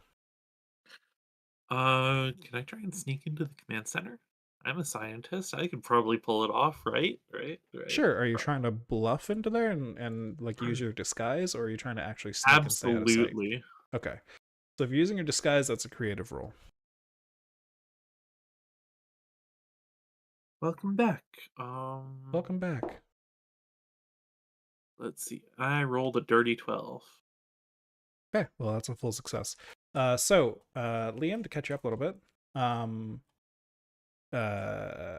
Agent Snake went down in a hail of bullets in a glorious finale, and a new character has joined. It was a scientist in disguise here, who was actually an agent for you all along, but they've been playing along until they were activated by Fist, and they have broken you out of prison, and you are headed to the control center currently.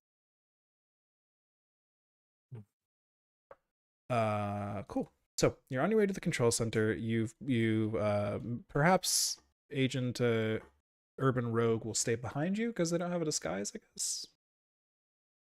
Just have them stay outside the door or something. What's your plan with that? Or do you want, or Urban Rogue, do you want to like sneak up or like Uh-oh. Rest in peace, Liam. That's fine. We'll assume Urban Rogue is just Chuck. Chuck we'll assume belongs here, right? Definitely. We'll assume no, Chuck was imprisoned, so we'll assume Chuck stays outside the control Well. center for now. Make it simple. Chuck is spending time breaking this rabbit out of jail or something. I don't know. Hello, am I back from the dead? You are back from the dead. Maybe. Hello. Hooray. Yeah, Did you hear my recap earlier, or did that not make it through? that did not make it through. Okay, so current situation. Snake died in a hail of bullets. F. Big F. That was the last thing I heard. Okay, new agent is here, is a scientist that's been activated to, they still have their scientist disguise here, but Agent Spider is with you and has broken you out of prison. and you've broken your rabbit out of prison. Now you're headed to the control center. Agent Spider has a disguise of a scientist who would belong in the control center, but Agent Urban Rogue, unfortunately, your cover has been blown, and they've already imprisoned Chuck. So if you want to sneak around with a disguise, you might need a new one. You could try sneaking around normally, just staying out of sight or something. What's your plan here? Okay, are there any yeah, I would probably try to find some sort of a guard or scientist uniform. Although they probably have a head count on the guards, so probably a scientist uniform. Okay. I don't Did think I I would... see any when I was being led to prison? Yeah, you were led down the hallway pretty quickly. There is a long hallway and some rooms off to the side.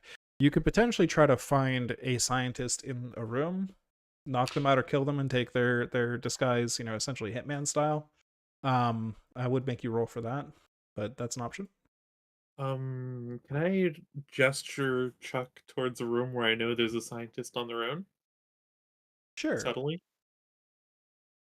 Yeah, so you gesture off well, as you walk down the hall, you just do a quick hand sign pointing to one of the doors. Chuck is sneaking away at the back of the hallway. So you know now, Chuck, there is somebody in one of these rooms on the side that's been pointed out to you, and you could potentially sneak up to them, take them out, whatever, or whatever your approach is. You could be aggressive. Like, what are you doing here? I would probably go try to take them out. All right, how would you like to do that? Just like sneak up and choke? Like, what's your description here? Is there a window so I can look in? Yeah, it's Are probably they like a swinging, like a free swinging door without a handle. It has like a glass window on it up at the top, and you can see in, and it's a little it's a laboratory that is mostly empty, and there are a couple of chairs scattered around, very old looking metal chairs, and a large desk in the middle of the room that a scientist is leaning over and scribbling some notes on something while they read some dials on some machinery that's set up on the desk. It's somewhat strange that the room is so empty, but you can see through the window there are some bloodstains on parts of the like very white tiles and walls of this place.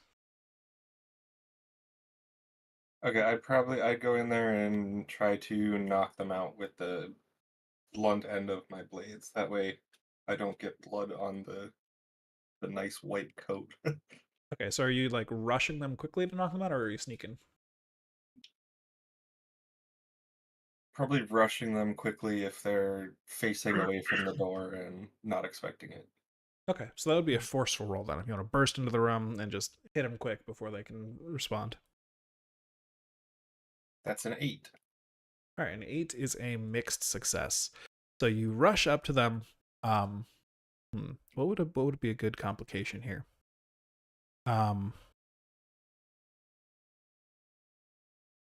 I think despite using the blunt part of your weapon to try and knock them out here, it's always going to be a messy situation. You manage to hit them, but they, the way they duck out of the way, you kind of hit them in the face a little bit instead of the head, and their mouth gets bloody, and that spills out onto their coat a little bit. And it's not like a giant blood stain, but there's a little blood on the coat, which could give you away on any kind of inspection, but at least you have a disguise. What's Okay, being researched on this place? Oil rig. The precognition tanks, part of the Project Delphi. Does that involve blood? It involves psychic ability, which is why your character is psychic, telekinetic, technically.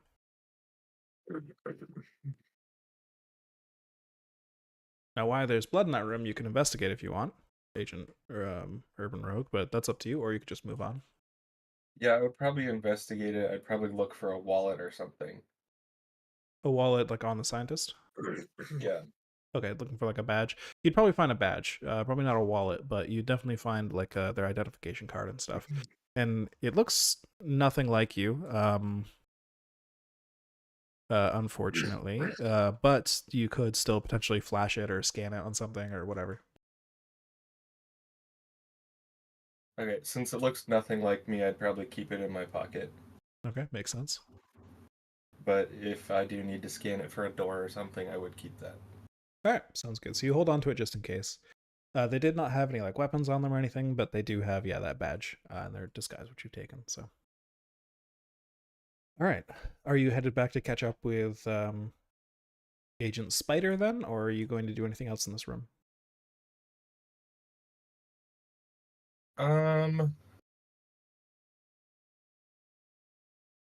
Is there the computer? You said they were scribbling notes. Was it on a computer or on a notepad? They're scribbling notes like on a piece of paper, yeah, and then there is some machinery set up, some like digital machinery set up on the table that they were writing on. Yeah. Okay, I'll probably try to go back to Spider then. Okay, so you just head over real quick. Now that you have your disguise, you catch up, and Play Spider has just entered the room ahead of you, and then you enter shortly afterwards. And Spider, you enter into the room to see a couple of not guards, but like other just workers of this vessel cleaning up the bloody mess that was left in here just a little bit ago, where a guy's head got shut off. They're just mopping up in the corner. Agent Perrin is walking around with his gun, pacing back and forth. He's saying something to the doctor. Let's see.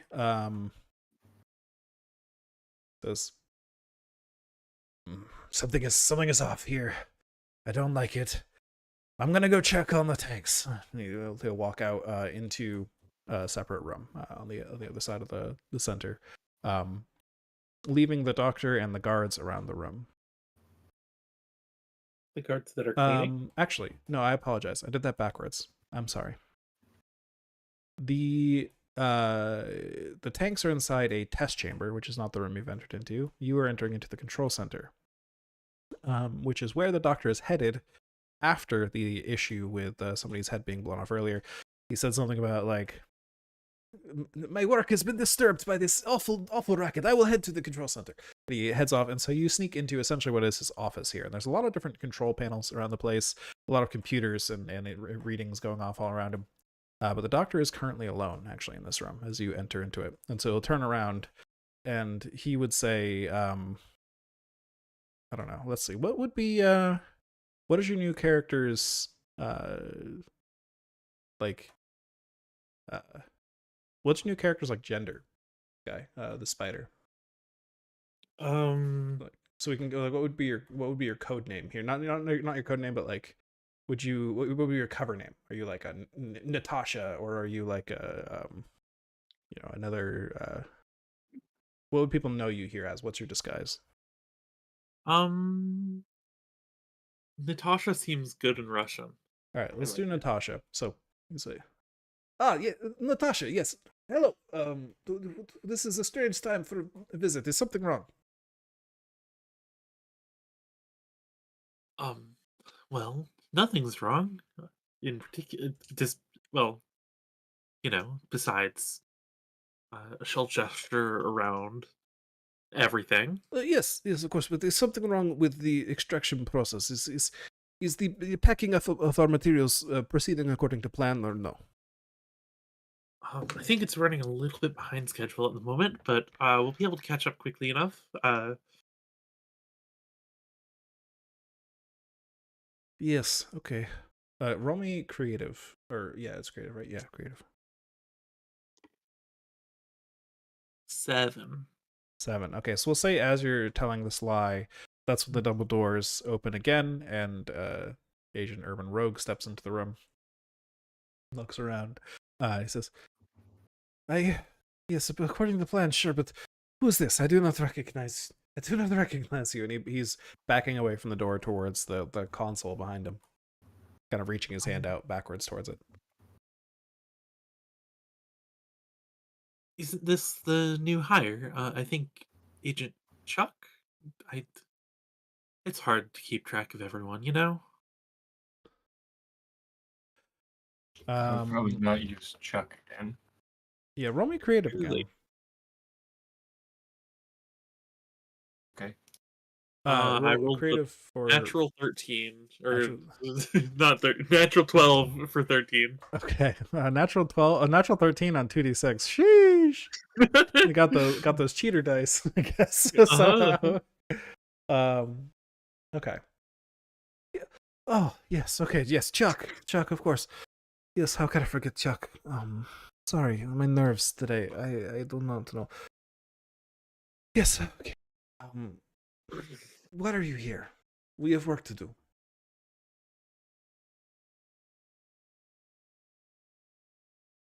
Do I see a self-destruct button anywhere on the console? No. Damn, that would make it too easy.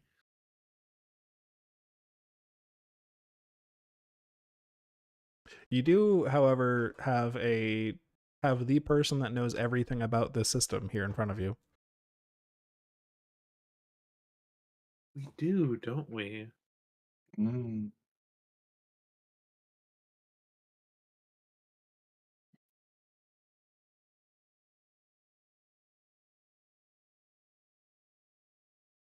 So what do you do? He's asked you what are you here for?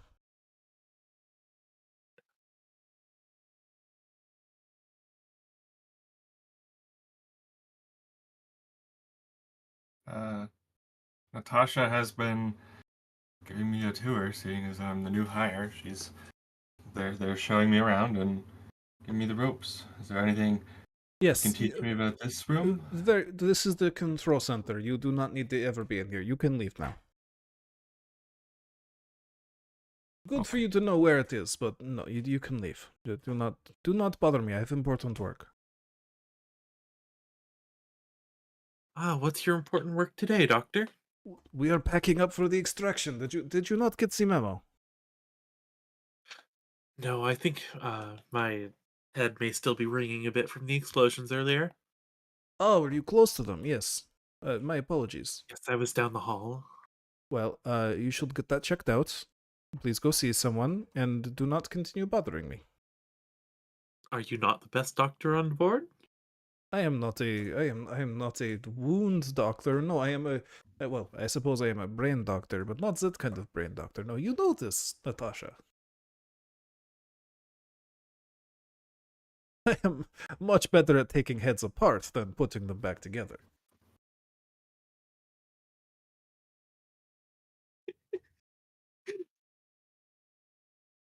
I mean, if you really want me to do that treatment to you, I mean, are you donating your body to science? What is going on here?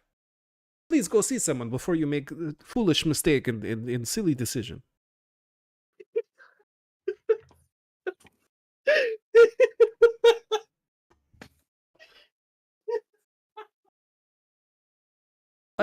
Natasha, I have asked Command if I could do studies on you for your abilities you demonstrated before coming here, but they never gave me approval. You're too useful as a scientist. So you need to take care of that head. Go get it looked at. We have infirmary just down the hall. You remember, yes? Yes. Of course, I'll be going.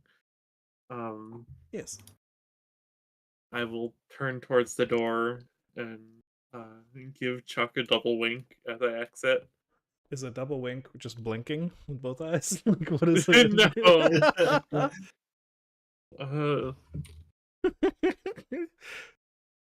Okay, either way, you give Chuck a sign. What is the sign Yeah. supposed to mean? Whatever you want. All right, Chuck, what are you doing?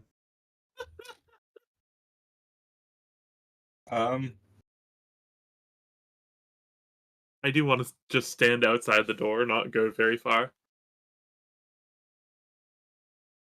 I actually probably would have went out the door when he first told me to. Okay, fair enough. So you're both outside then. You've left him alone.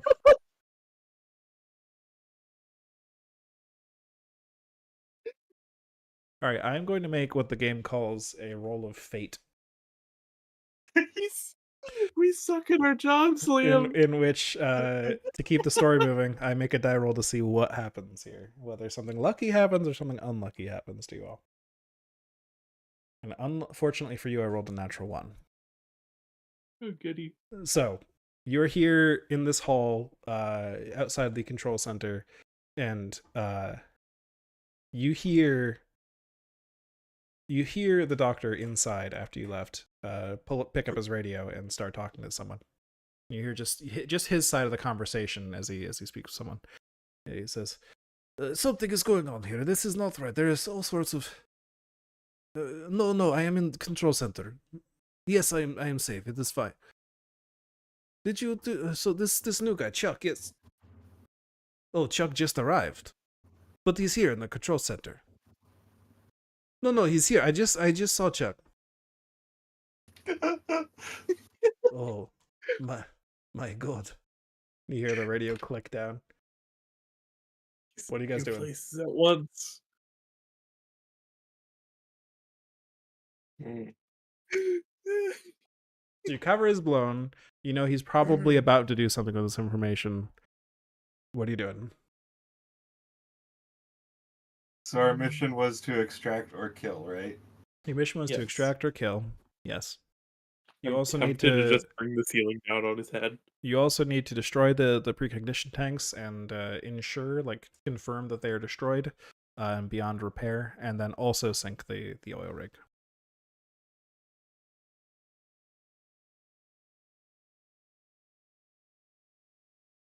Okay.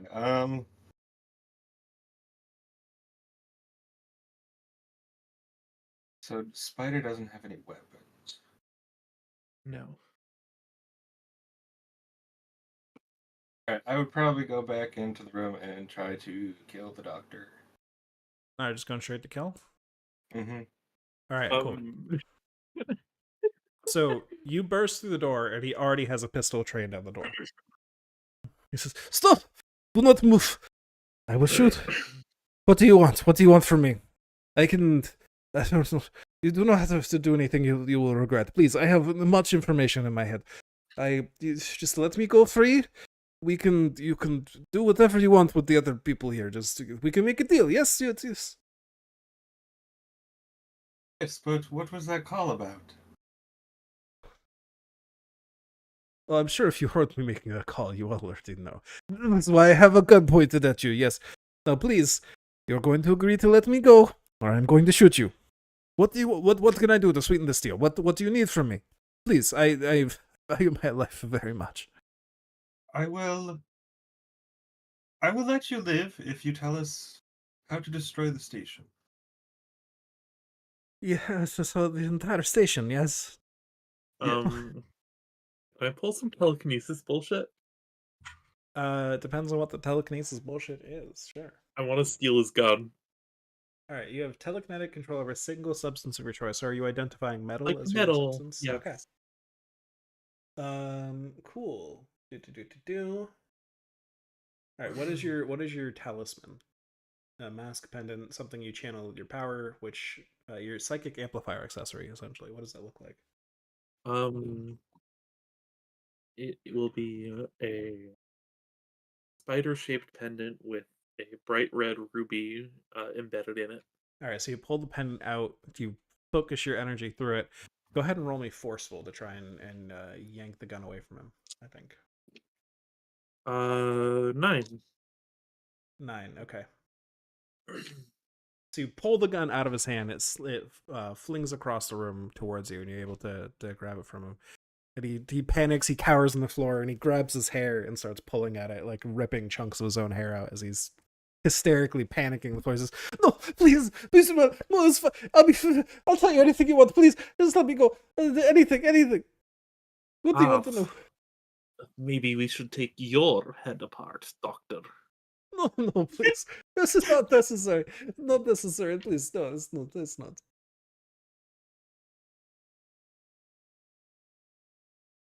You want to destroy the station? Yes, I can help. You just get me out of your life. I will defect. I will join Fist. Yes, your Fist. Both. He points at both of you. Fist. Yes, Fist. I'll make a fist and look at it and then look back at him, confused. Yes, Fist. Yes, like this. Yes, Fist. You are I will join Fist. I do not have allegiance with these people. Just let me live. I will do whatever science you need. I will be good. I will be good head doctor from now on. Yes. Well, maybe in luck. Our goal was to either kill or extract you. So, you Yes, can yes. do your job and get this station blown up. We will. The latter one, please. Yes, yes. Capture me alive, please. Yes, I will. I will do whatever. I will cooperate. What do you need? What do you need from me? I can provide schematics, blueprints, information. Is there a way to destroy the station? Oh, there are many ways to destroy a station. Yes. I mean, it is made of metal like anything else. You simply melt it or explode it. You take out the critical structure points, which would be the legs underneath the oil rig, of course. This should be relatively simple. You have explosives? Yes, easy job. But is your goal here just to destroy the oil rig itself?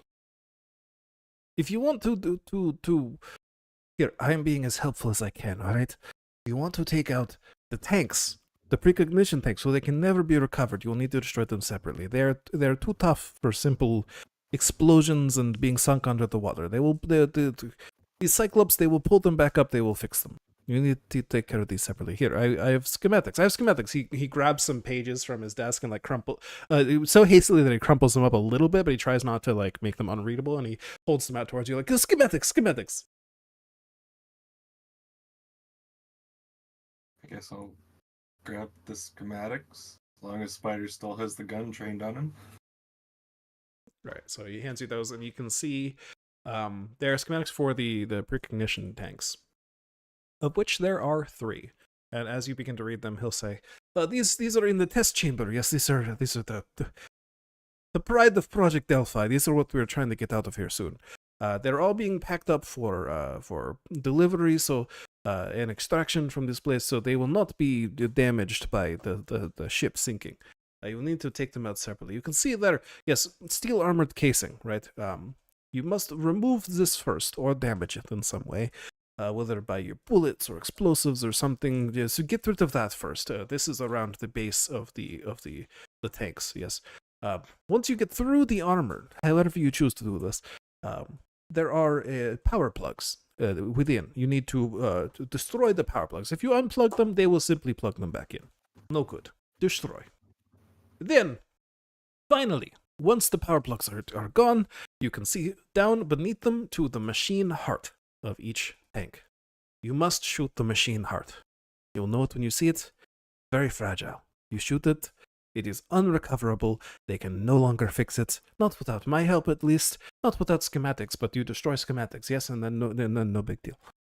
Those can be burned. Do you have a lighter for smokes? Yes, just burn schematics. I'm being very helpful. Yes, you take me alive? And So as he's far, saying all yes. this... Sorry, go ahead. No, I just said so far yes, but So, as he's Something saying all of this, you're reading over the schematics yourself, and you notice that the schematics have in each of them what appears to be, they're a tank, right? Each, and not like a tank as in a vehicle. They're all tanks full of fluid. They're tanks for something to be kept inside. And what these tanks are designed for is each tank holds a single child within itself. That is what you uncover from the schematics that he did not reveal to you from his words. You see a series of like electrodes and wires that are plugged into the child all around, tubes for food, things like that. They're all very, very much wired up to these machines inside. They're all simply labeled as subject in the schematics. Alright, so seems like we should get to destroying these things. Yes. Just destroy them. There'll be no more. It'll be all set from there. They cannot be recovered. I get to live, which is great. Yes, thank you for your mercy. Yes, please, good. I am now on Fist side 100%. If they are this merciful, how could I not be on their side? Glory to Fist, yes. And he raises one fist in the air. Do you know how Is many that our gang subjects? sign or something? Well, you held out a fist earlier, so he's just mimicking you. Held out a fist to like play confused. Well, he's doing the same thing now because he thinks he mentioned fist and you did that, so now he's just mimicking you. Space. Yes, I am understanding your secret code. Yes, this is glory to fist. Yes. One last thing. Give me that radio you used. Yes. I mean, it's wired into my desk. You could, I don't know, break wire, shoot it. Shoot it would be loud. Oh, so it's not like a portable wire. radio? It's not a portable radio, no. Versus. My main goal is just to make sure he doesn't have the radio on him when he's walking around with us. Yes, so. fair. You could pat him down real quick if you just want to make sure he's not got anything on him. Yes. All right, so you investigate him real quick. Don't find anything else. He's a scientist. He's not properly prepared for combat and stuff, so nothing else suspicious. Seems fine. Good. I heard Perrin will be guarding tanks. You must be very careful. He's very deadly. Oh, yes, I've seen that. Yes. Oh, yes. Oh, yes. Chuck, I did see you there. Yes. You were there when you shot that poor bastard's head off. Anyways, to the testing chambers. It's just down. We go out to the control center here, down the hall on the left. You'll see it. Do we know that that's where Perrin was heading? That is what. He said he was going to go check on the tanks. That is what Ivan said. Yes, is that Perrin is at the tanks. He was worried about the tanks being compromised, so he took some guards there to make sure that no one could sneak through their ranks to get to the tanks.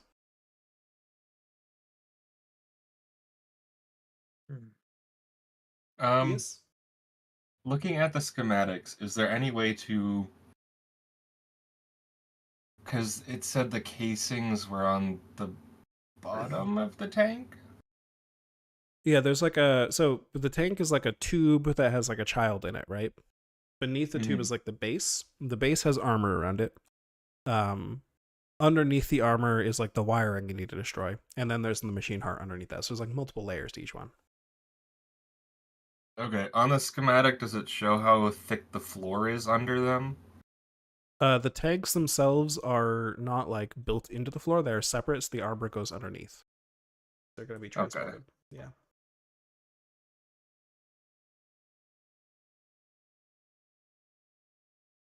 Well, The Spider, I steel guess. armored casing is thick, but it's not impenetrable. I mean, he did mention that weapons fire could potentially get through it. It just might take a minute. One of them does have a pretty powerful shotgun. Indeed. So, anything else before you head there? Is there any way to find explosives? They don't tend to keep that around the scientists. No, so you'd have to go outside if you want that. Probably not then. Yeah, I mean you could go outside to try to find it, but I mean it would be risky. I mean, Spider can just tear the metal from these devices potentially. I will also note that the doctor was not the only one on the radio a second ago, right? He was talking with someone and told them that Chuck Yes. was right here. So it's probably word has made it around that the Chuck that people thought was here was an imposter, and your location as well was given away. So you probably are on a clock. Because he said they're right here in the control center. Alright. Guess that I don't see anything else that we can do. What about you, Spider? Let us go. All right. We have limited time. So you head into the test chamber, which is where, like I said, the prick ignition tanks are at the back of the room, and stationed around the room are several guards. You could peek through the windows real quick to see in there and see these guards. Do you want to just breach into the room and start shooting? What's your plan here? How many guards? There are 4 guards and Agent Perrin.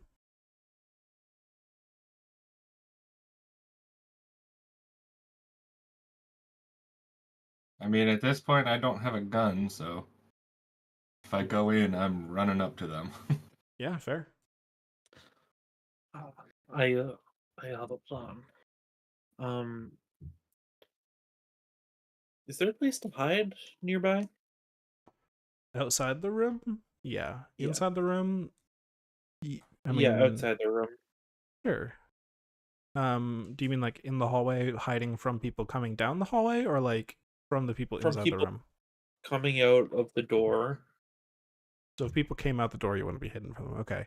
There's no like random things in the hallway. You could hide in a different room down the hallway or something, Okay. like in somebody's office, essentially. Yeah, that's what I would just gesture to do. Okay. Words are hard. I'm down. All right. So you head into the office. What are you doing in there? I'm going to clutch my talisman, down the hall in the opposite direction, as far as I can focus, and tear some ceiling panels down. Tear some ceiling panels down. Okay. Cool. Cool. To make a bit of a distraction. Yeah. Okay.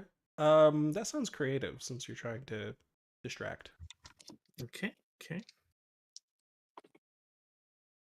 I rolled a dirty 12. All right. So yes, you hide in there and you focus for a little bit, and you just hear the clatter and rumble of things breaking and collapsing down the hall from you. And you hear several guards burst through the door and point their guns down that way, but they just stand at the door, pointing down that way. They can see that the ceiling has collapsed down the hall, and they're on alert in the hallway. But that's where they are. What are you doing? I want to pull more down. Just down the hall still? um, no, the same part. Knock down some wires. Make them think that maybe someone's in the ceiling. Okay, yeah, another creative roll.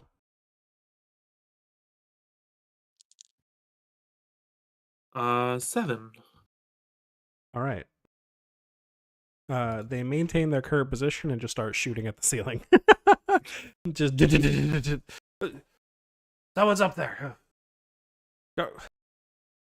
Like one of them pulls up a radio and starts muttering something into it that you can't hear. But these guards are elite and they appear to be very dedicated to their current task of guarding that room. But you haven't been discovered. They're just shooting stuff around you up the hallway. Well, I'm gonna toss Chuck the pistol.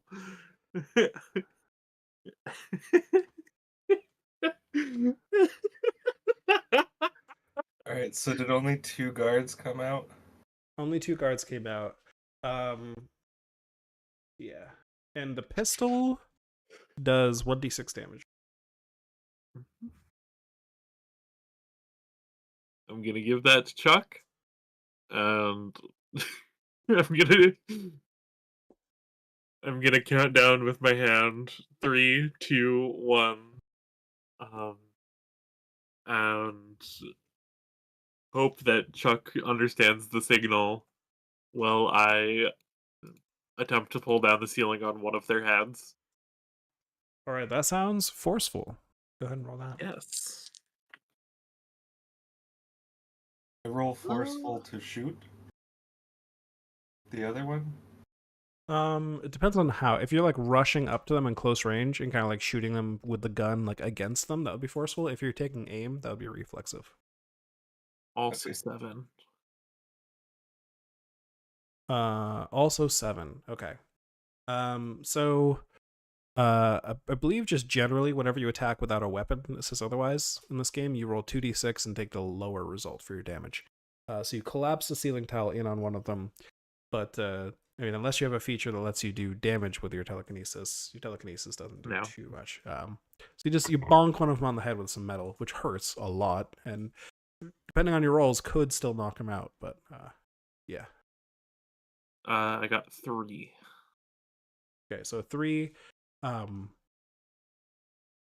You hit him on the head. He collapses down, and he kind of is still holding the trigger on his gun, and just it fires and it shatters the windows over you, and you're gonna take just 1 harm from that of just glass shards raining over you. Just my head. Oh God! He shoots up into the ceiling where the ceiling tile came down from. What were you doing? You shooting again, right? Yeah, I was gonna shoot the other guy, but I Alright. rolled a 7 minus 1, so it's a 6. A 6. All right, so you pop out, and just as you know what, that honestly tracks. So as the door is being shot with bullets, you didn't even get a chance to burst it open. So you try to go to shoulder it open and take aim, and then bullets come flying through the door, and you're gonna take 4 damage. And you're spotted as you shoot. The guy shoots at the ceiling. The other one points you out and raises his gun at you. What are you guys doing? I'll also say More back ceiling to. tile. All right, more ceiling tiles. Go ahead. Another forceful roll. Dang it, that's a 6. You try to pull another bit from the ceiling, but you reach out your hand to try to clutch at the pendant. One of the guards just shoots you, interrupting your mental concentration there. And you take 2 damage, as he probably just shoots you in the arm or something.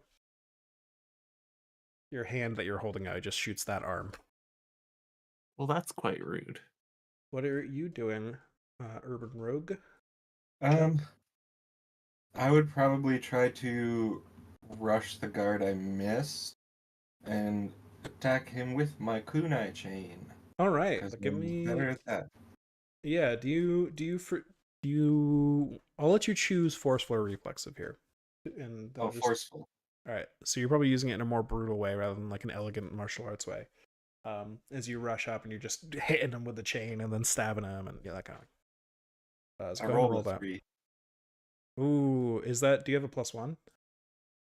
No. So it's not snake eyes. Okay, good. So you rush up, and the other guy, he already had his gun trained on you, so he just shoots again. Ooh, that is 5 damage. That's Rogue dead. All right, Rogue rushes up with his chain and kunai and tries to get there and just and he collapses to the floor, slides, and the kunai just skitters across the floor. Can I still use my fatality with my bunny? But Sure. Mm. Yeah. Go ahead and do the fatality against. Yeah. That makes sense. We'll just activate that as you rush up. I mean, he probably doesn't have less than 3 HP, so. Well, the one that has already been bonked on the head does. So the bunny the guy who's still shooting at the ceiling and is very dazed, the bunny just jumps up directly onto his face. And we'll just say, for the sake of things, he falls off screen and we just see blood spraying up everywhere as we hear munching sounds and screams. Oh God! And the bunny is out of action now. We don't know what happened to the bunny. It is Poor but bunny. the bunny has been well fed at least. Okay. So You can go ahead and roll another character, yeah. And in the meantime, we'll get through what Agent Spider is doing. And do a slash player character and a slash player emergency insertion, like Sky did. All right.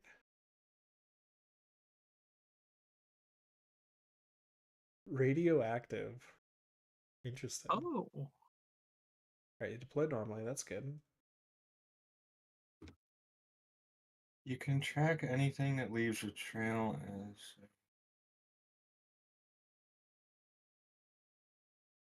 Interesting. I have a compound bow. Pog? We'll say,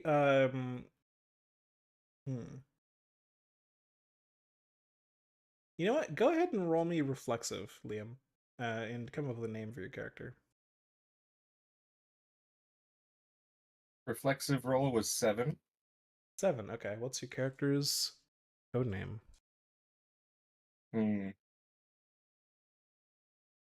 Jumper. Wait. I have a better idea if you're okay with it. Sure. The actual Chuck arrives, and it's you. Yes.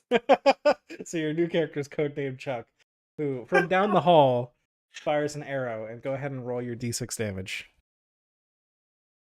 Okay. A 1. A 1. Okay.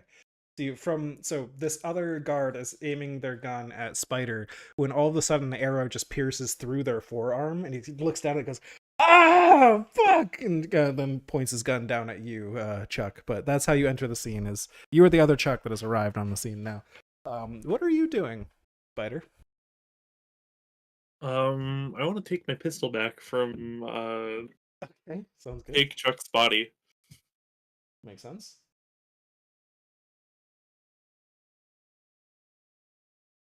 So you picked it up. What are you doing with it? Shooting. All right, go for it. Reflexive if you're aiming. Yes. 11. All right, that's a full success. Go ahead and roll damage. That's what. Excuse me, 1d6. For 4 damage. Yep, he goes down.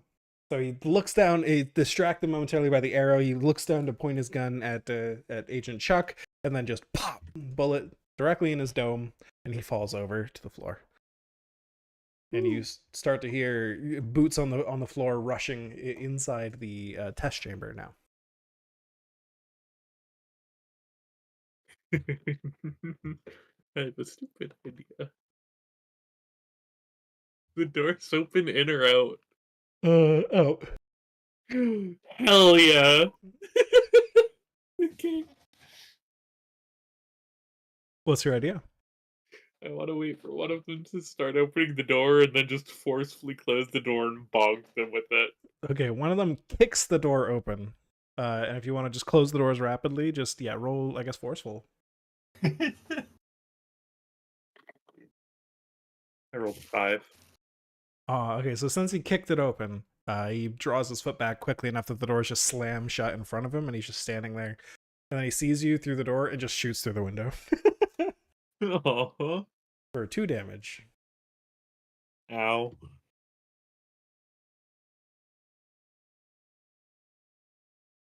What are you doing, Chuck?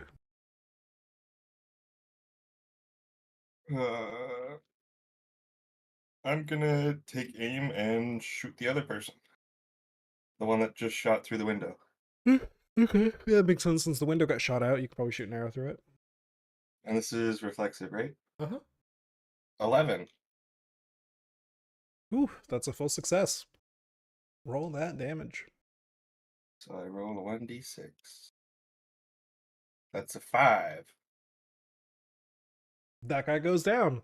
You just shoot the arrow like directly into his neck, and he just grabs at it, and he's choking, like blood's coming out of his mouth. He falls to the floor, and he's out of the action as he kind of kicks on the floor a little bit. And you hear shouted from inside the lab. Fist, is it? Huh? Oh, you're all gonna make me angry. And then you hear something activate inside, but you can't see Agent Parent at the moment. But you hear a large, like not mechanical, kind of electrical whirring sound inside, like a vroom, vroom, vroom, vroom, vroom.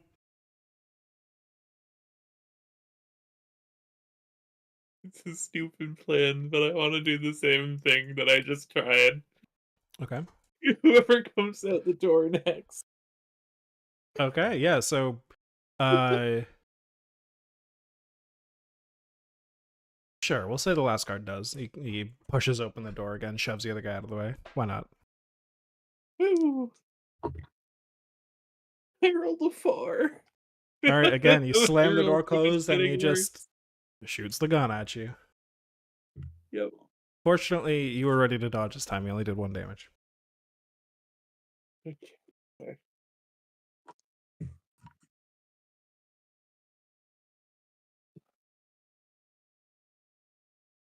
Who's doing what?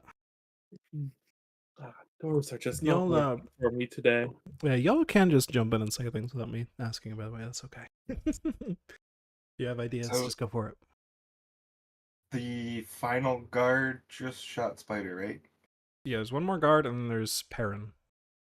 Alright, I'm gonna go ahead and roll to attack that guard. And this is reflexive, right? Yep. Okay, so that's a 6, so I miss. All right. Yeah, you draw back the bow, you shoot the arrow, and it just plink off the window and down the hallway. And he's gonna hmm.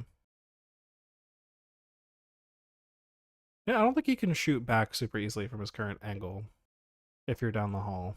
Or were you like, did you catch up with Spider? I don't think I'm all the way up there, but I probably went like, I don't know how many offices there are, but he probably went from like one office to the other before shooting. So he's gone up 2 Okay. offices. So he probably could shoot back then. I'll just shoot. That's 5 damage. Jeez. Oh god damn. Yeah, Good it's thing Chuck had full health. yeah, it's a 1d6 with no modifier. It can occasionally just roll a 5 or a 6. Cool. So he shoots back, and this guard is in a fortified position. You guys are gonna have to do something crazy to work it out here. What are you doing? I want to try and pull the ceiling down on him. I have a gun, but I also have telekinesis, and that's Yeah. more fun. Okay, roll forceful. I rolled the 4. No, the 5. I rolled the 5. Damn. You again lean out, and he's just gonna shoot you. 4 damage. Spider is dead. Oh no! Roll a new character. It's okay. It was almost worth it.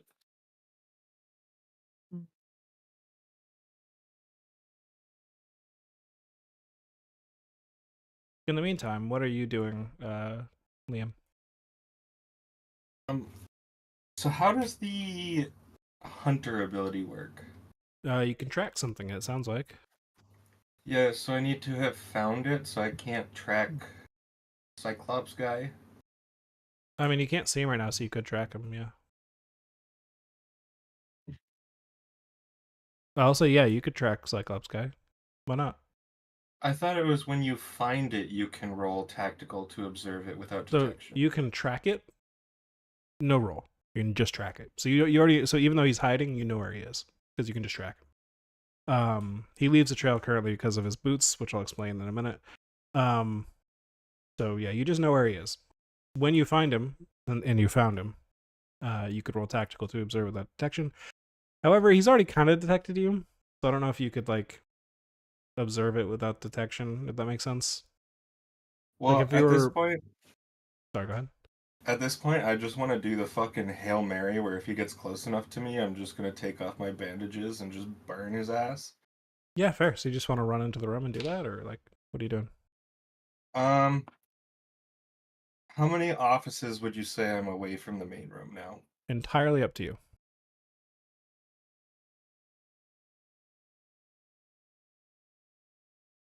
I say I'll probably get to the office closest to the room and try to track him. Okay, so you do track him. You know where he is. He's in the room. He's on the ceiling. What the fuck? You see him up there clomping around with magnetic boots.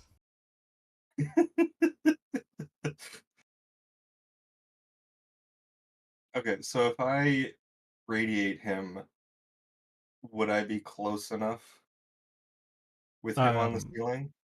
You would have to rush into the room, or you could roll forceful to try and direct it, but you have a negative forceful. That's up to you. So you could try and roll forceful and hit him from a distance, but if you want to guarantee the damage, you gotta roll it. You gotta run in there and get close. Alright, I guess let's see how the new character is deployed first. Oh, deployment goes wrong somehow. Okay. All right. Deployment goes wrong somehow. Yep. Let's see.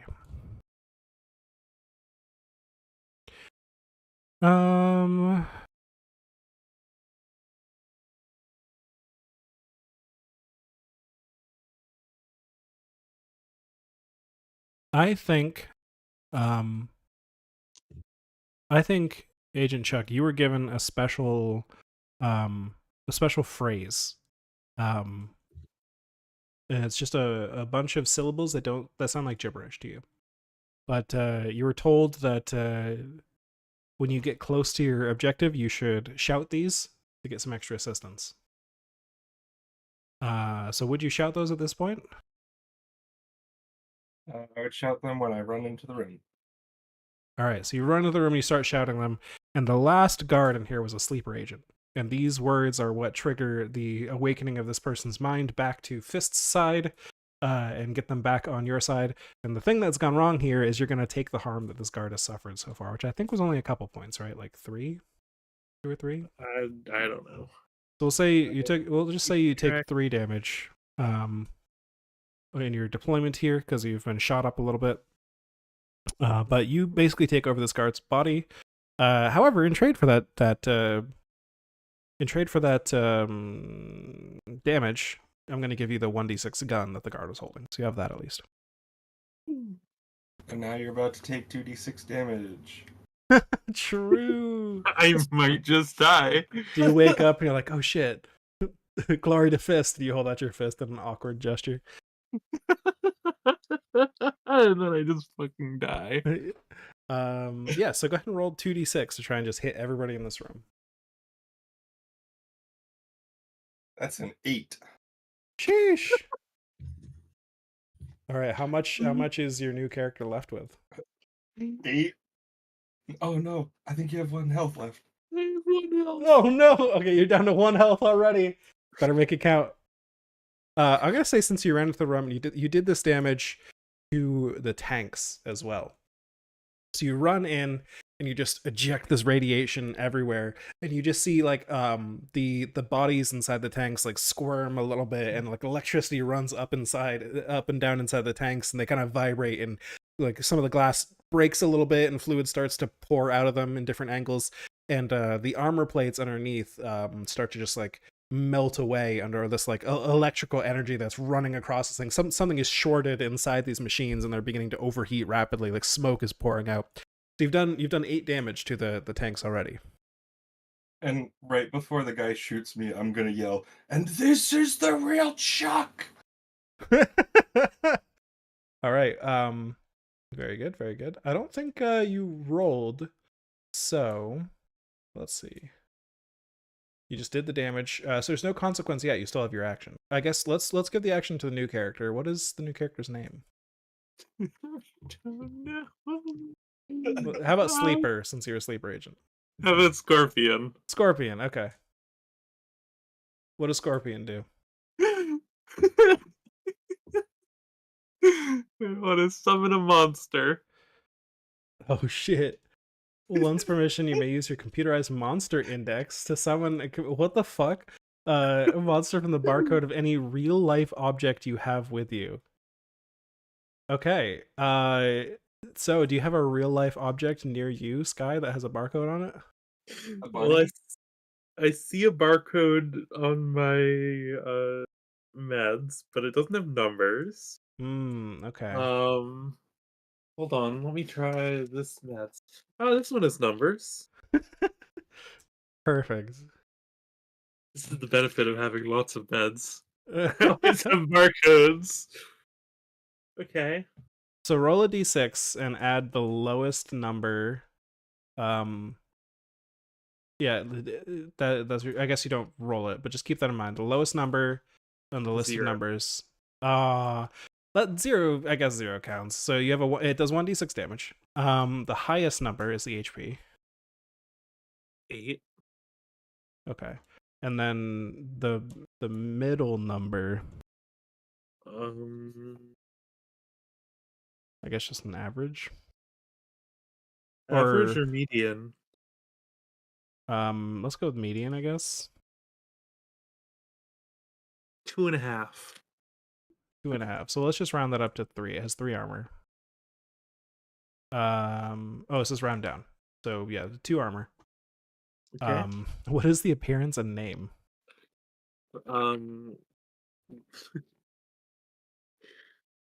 It's gonna be a leopard named Neko.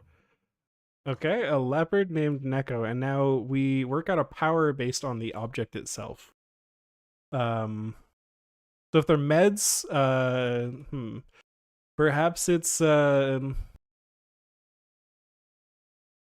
Perhaps it has a healing power, I guess? That makes sense, right?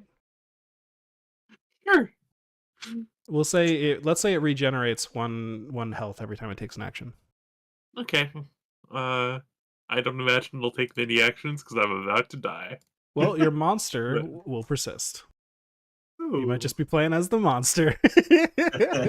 Hell yeah. Agent Neko. The most based. All right, so you summon this is it like a shadow monster? Like what does it look like?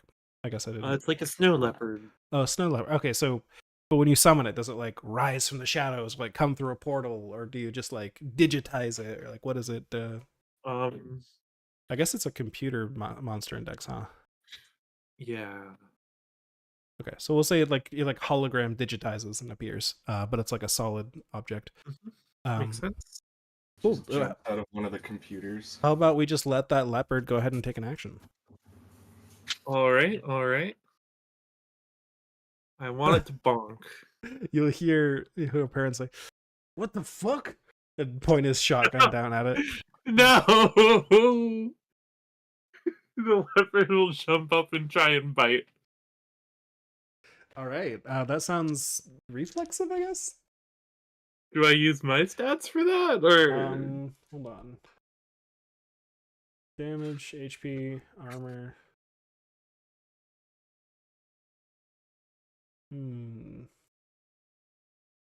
Yeah, I guess it would be your stats, technically. okay. Flexive. That's a 10. 10. Oh, full success. So you jump up and you do 1d6 damage. Woo! 5 damage. All right, as you scratch away at it, he has 1 armor, so he takes 4 damage. All right. Goddamn beast! And he's he can't shoot back because he's too held down by that. What are you doing, Chuck? You got Agent Perrin up above, and you got the tanks ahead of you. I will say, Yeah. can I interject real quick? Sorry. Before we pass the action to you, Chuck, you damage the tanks, and you hear 3 voices, 3 childlike voices in your head, all simultaneously saying the same words. They're all saying, "Free us, please. Chuck, we need you. Set us free."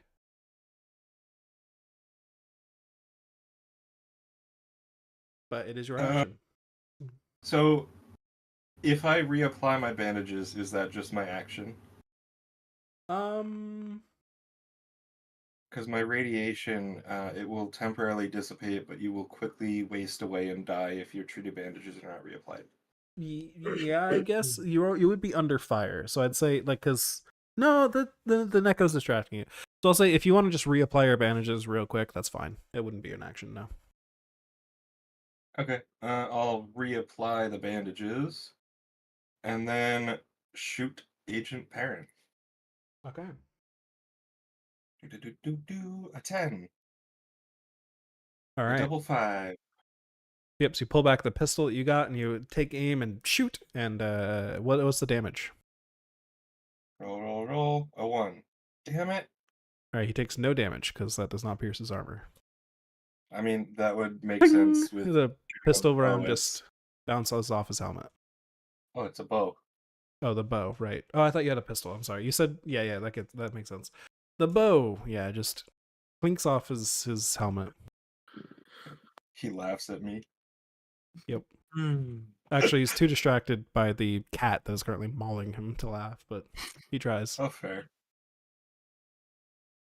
What is the cat doing? What the cat doing? Keeping attacking, I guess. Yes, angry cat. All right, another reflexive roll. That is a 12. Oh, a natural 12 or a dirty 12? No, dirty 12. Aw, so close. Okay. So that's a full success easily. So go ahead and roll damage. He has no chance to attack back at this point because the cat's still just directly on top of him. 5 damage, so 4 damage. Sheesh. That's 8 damage so far. God damn cat. I'm trying to shake it off back and forth. Good job, Agent Neko. Get him. Back to, you know what? Let's just do another round from Neko. Okay. Munch, munch. 8. All right, so that has a complication. So you do roll damage. 0. As in because of the -1. Yeah, Okay. because of the armor. I was gonna say, what does he heal? I don't get it.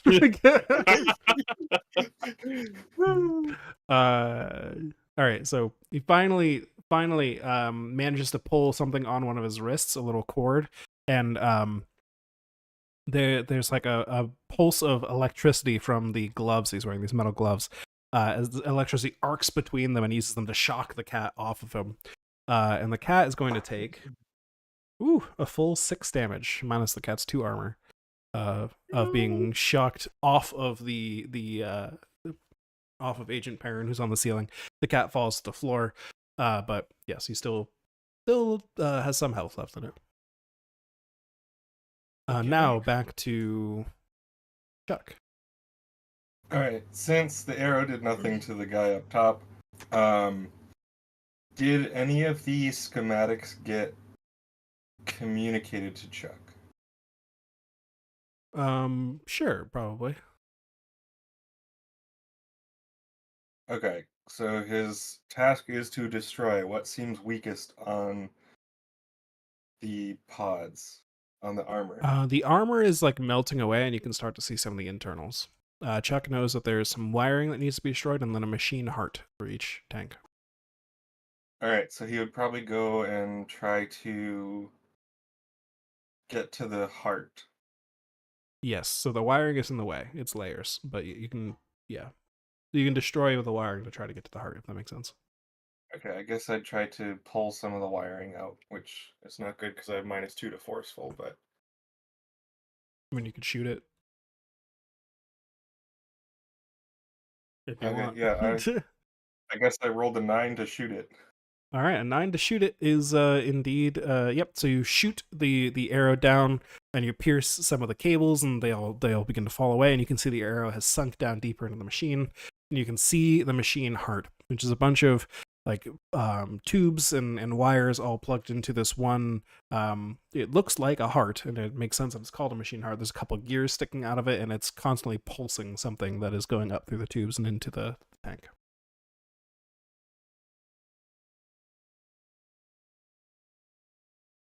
Another turn, or is that it? Yeah, I mean, do you want to destroy the heart? Yeah, I'll shoot the heart.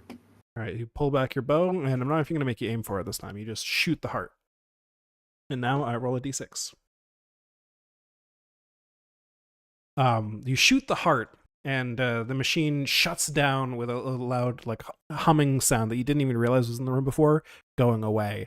And the light in the tube shuts off, and the body in the tube kind of arches back for a second, and then goes limp and just floats in the waters. And the electricity running inside the machine shuts off, and there's a pulse of energy around the machine, a psychic wave that hits you. And you go reeling back from it. You get a terrible headache. When you look around the room, everything's weird and different. You don't remember where you are, who you are. You don't know what's going on. You look back into the room, and you think that everybody in the room is a horrific sea monster. You have become horribly confused, believing all of your allies to be horrific sea monsters. Indeed. That is what has currently happened. What are you doing, Chuck?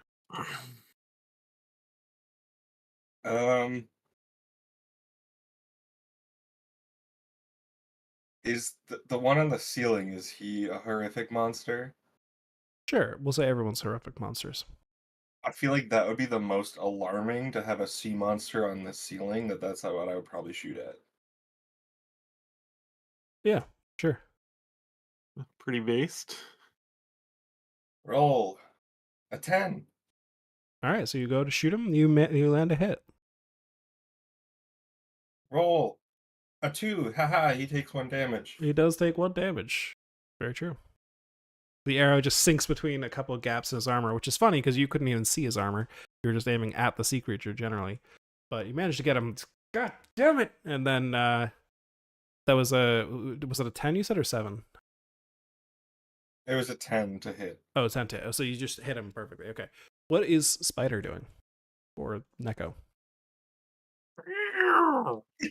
Jumping back up? That's cocked. That's a dirty 12. Okay, well, jeez. Yeah, you get him. Go ahead and roll damage. Woo! I 4 probably let out damage with the armor. So 5 rolled 4 because armor. How does Neko want to do this? Can't make that angry cat sound for forever. Please let me stop. Yeah, but how does Neko do this? Is it tear? Do you like tear off the armor and start going crazy? Like what is what's the description? Rip and tear until it is done. All right, we'll say Neko. You know what? Just like the bunny, it's fitting. Neko tackles Perrin off screen so we can't see him, and then just blood spray from off screen and screaming as Neko rips and tears. What is Spider doing in the meantime while Neko is occupied? Probably laying on the floor. Given that she's dead. Oh, did you? I thought you had 1 HP left. No, I mean I do, but that's not Spider. That's Scorpion. Oh, Scorpion, right? Sorry, it's fucking code names. What is Scorpion doing? Probably hiding in a corner while Neko does things. He's got 1 health. He just used Monster Reborn and summoned a demon cat. Okay, I guess if that not doing anything, then we'll go back to Chuck. Alright, so he did just witness a sea monster kill another sea monster, so he's probably gonna try to shoot the sea monster? True. So that's a 7 to hit Neko. I think that's fitting because it is a complication to hit your allies already. So to hit Neko, go ahead and roll damage. Neko has recovered 1 HP from ripping and tearing. What's it at? 3, I think? It's at 5. Is that 5? Didn't it start with 6 HP? Started with 8. Oh, okay, cool. So it's 5 HP. So I just did 4 damage. Does 2 armor, so it does 2 damage.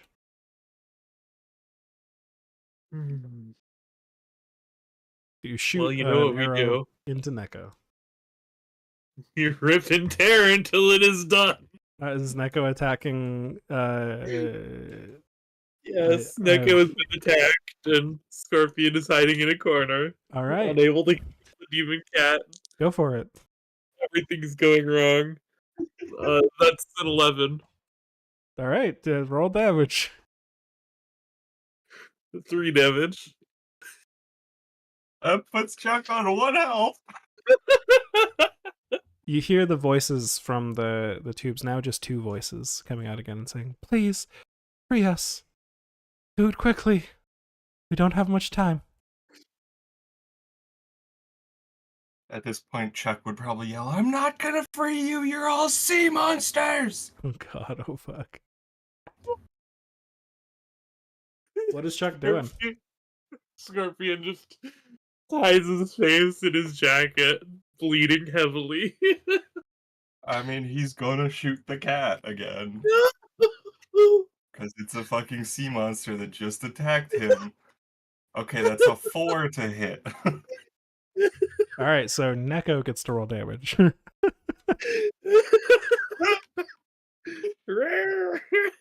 Rip and tear until Chuck is done. I'm sorry, Chuck. I'm assuming this kills the Chuck.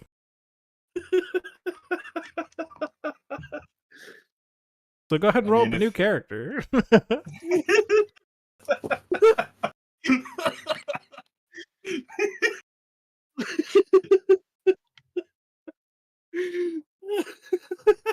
And then slash insertion. Oh, jeez. Ooh, needle gun. And a little black dress. Aww. Uh-oh, something went wrong. Uh-oh. Okay, this is perfect. Roll slash matrix choke.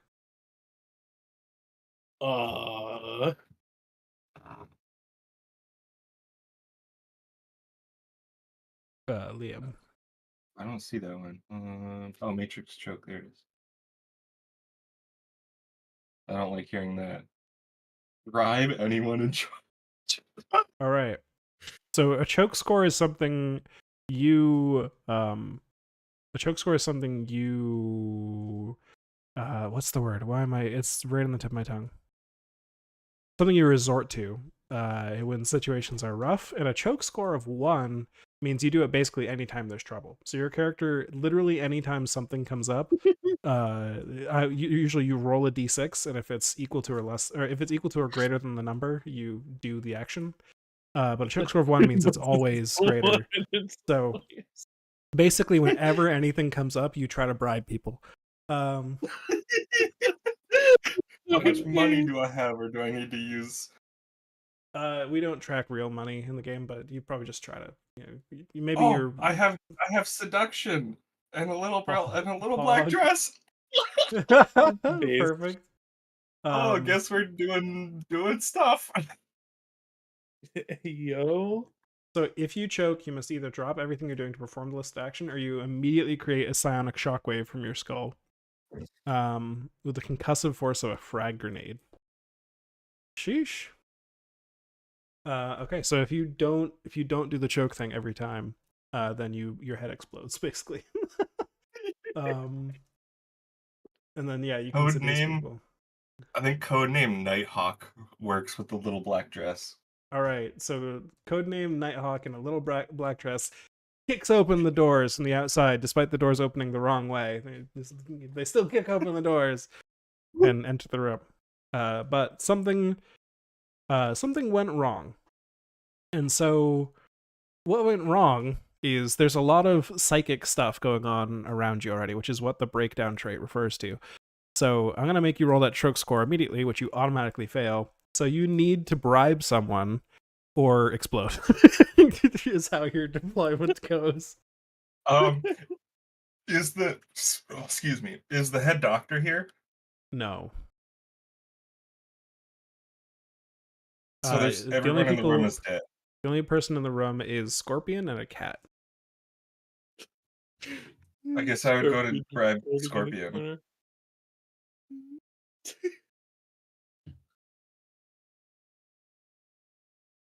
Yeah, what is Scorpion doing in the corner? Just fetal position?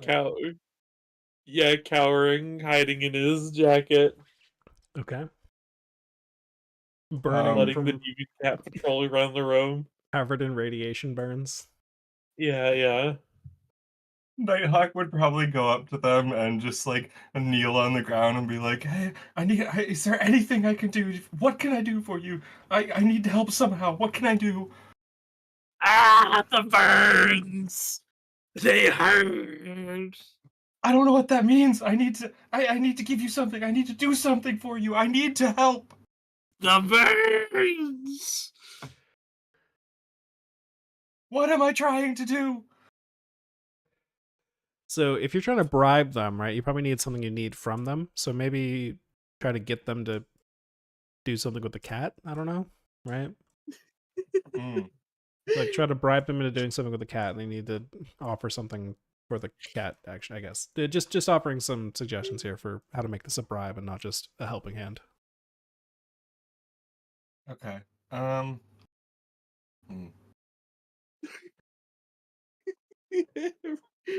did we get this far off track on the mission? That's fist. Finger guns. We are fisting. We are fisting. All right, I guess I will say, what can I do to get the cat to attack the armor or the wiring? Stab me! Please! All right, I'll pull out my needle gun.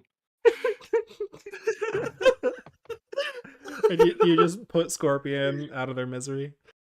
Yeah. Well, that is an 8 to hit. Yeah, that works. So Scorpion goes down. You may roll a new character. The monster will stay in the scene, and you can roll for the monster to attack the wiring. Okay, Neko attacking the wiring. That's an 11. Actually, I think let's just have you play as Neko for now, and if there's a good opportunity in the future, we'll switch you to another character. So you can keep your stats and just stay as Neko. All right. So what did you roll? Sorry. An 11. Oh, perfect. Okay, so you absolutely destroy the shit out of another one of the tanks. Actually, roll damage because you'll definitely kill the wiring. You might not kill the machine heart. 5. Oh yeah, you kill both.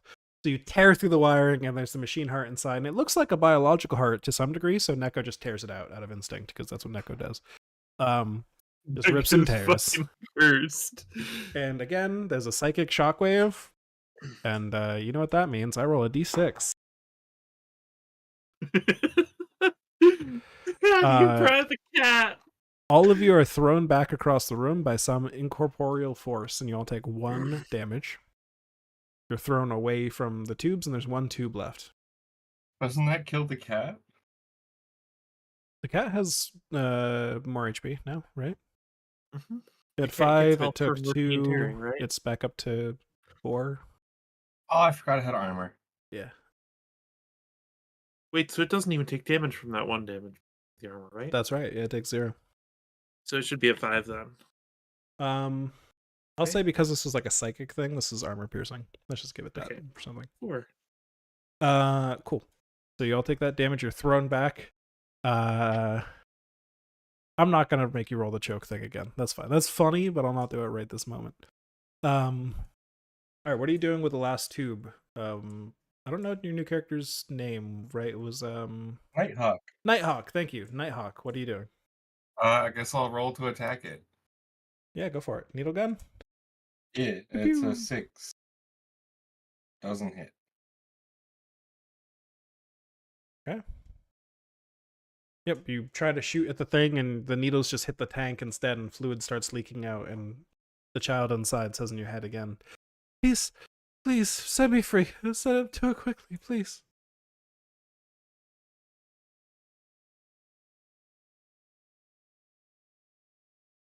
Neko? Rip and tear?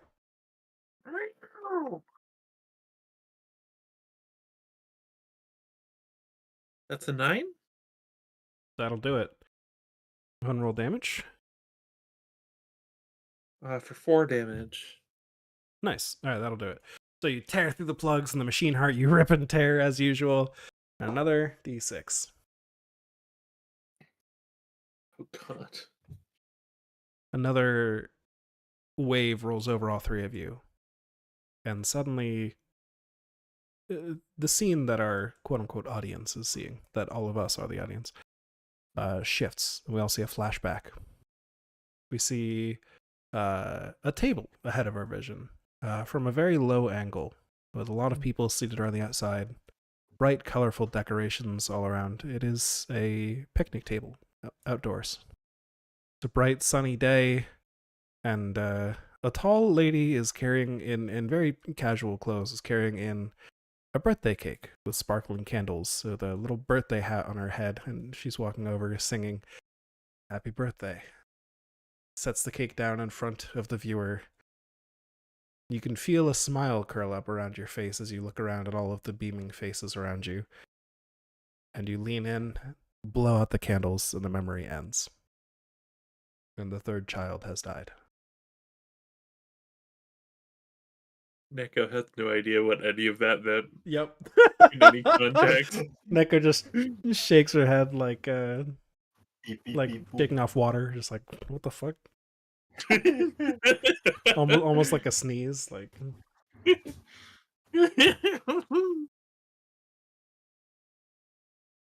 All right. You've completed your objective, or at least one of them. And now you need to get out with the doctor. Now that Do I still have to- your objective is completed, you are able to call for extraction. I'll assume one of you has a radio on you. So you do so, and extraction will be incoming. Helicopter pilot Steel Hands is on the way. Neko probably can't use the radio. Steel Hands has radioed to you that he will begin their approach when the tanks have been destroyed and the rig begins to sink. You must start the rig sinking first. Oh, that's cursed. We have explosives set up, but we just don't know about them. So we'll say just a yada yada a little bit. You guys make your way through the rig, trying to find some way to destroy the place, and you stumble across the already set up explosives down below, and a detonator that is in the hand of a guard who is collapsed on the floor dead.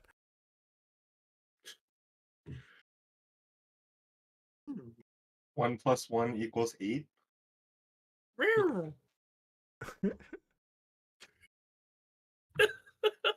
I like to think that Nighthawk and Neko will go on adventures in the future, and it'll be hilarious. Do I have to roll a choke score to use the thing? Nah. Honestly, at this point, it's getting late, so I'm just thinking like, we'll just say, like, look for a spot to lay down for a second, and just accidentally tread on top of the detonator. oh, no. Okay, perfect. Beep. It goes off, and just boom, boom, boom, boom, boom, all around you, explosions. The oil rig begins sinking. The helicopter comes in for a landing, and then you hear cracking of your radio. Steelhead's here. The wind is too strong. I can't come in. I can't land. I'm dropping a ladder. Get on quick. And a rope ladder comes down out from above. Nico will look down at her lack of opposable thumbs.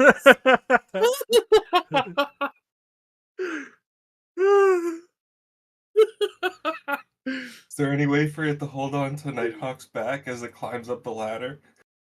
Deck that kitty. Sure, that's a fantastic way to end things. You grab onto the ladder, you look back at Neko. Neko can't climb and just gives a puzzled look. Then you like gesture to jump on. Neko clings to Nighthawk, and the helicopter pulls you both up and away. As the oil rig, more explosions happen behind you. Boom, boom, boom, at different points around the oil rig, and just sinks down into the water. And you all have completed. Nico will twitch its ears, curiously, thinking to itself, I think we forgot something. But I'm a cat, so I don't know what. You forgot the doctor, indeed. Yeah. That's okay. He'll die in the explosion. It'll be fine. I mean, to be fair, we didn't know the doctor was jumping teams. It was a different Chuck that That's knew true. that. It's a different Chuck. Yeah, true. All right, but we got through it. Woo! Yeah. Oh god, it was cursed. Nighthawk will just be petting Nico in the helicopter ride. Perfect. Fucking demon computer kitty. Well, thank Belly you guys. rubs are literally lethal. True. Thank you all for joining me, though. It's good stuff. Thank you for running. It was a lot of fun. That was a lot of fun. We got through it. It's a neat little system. I like it. Mm-hmm, mm-hmm.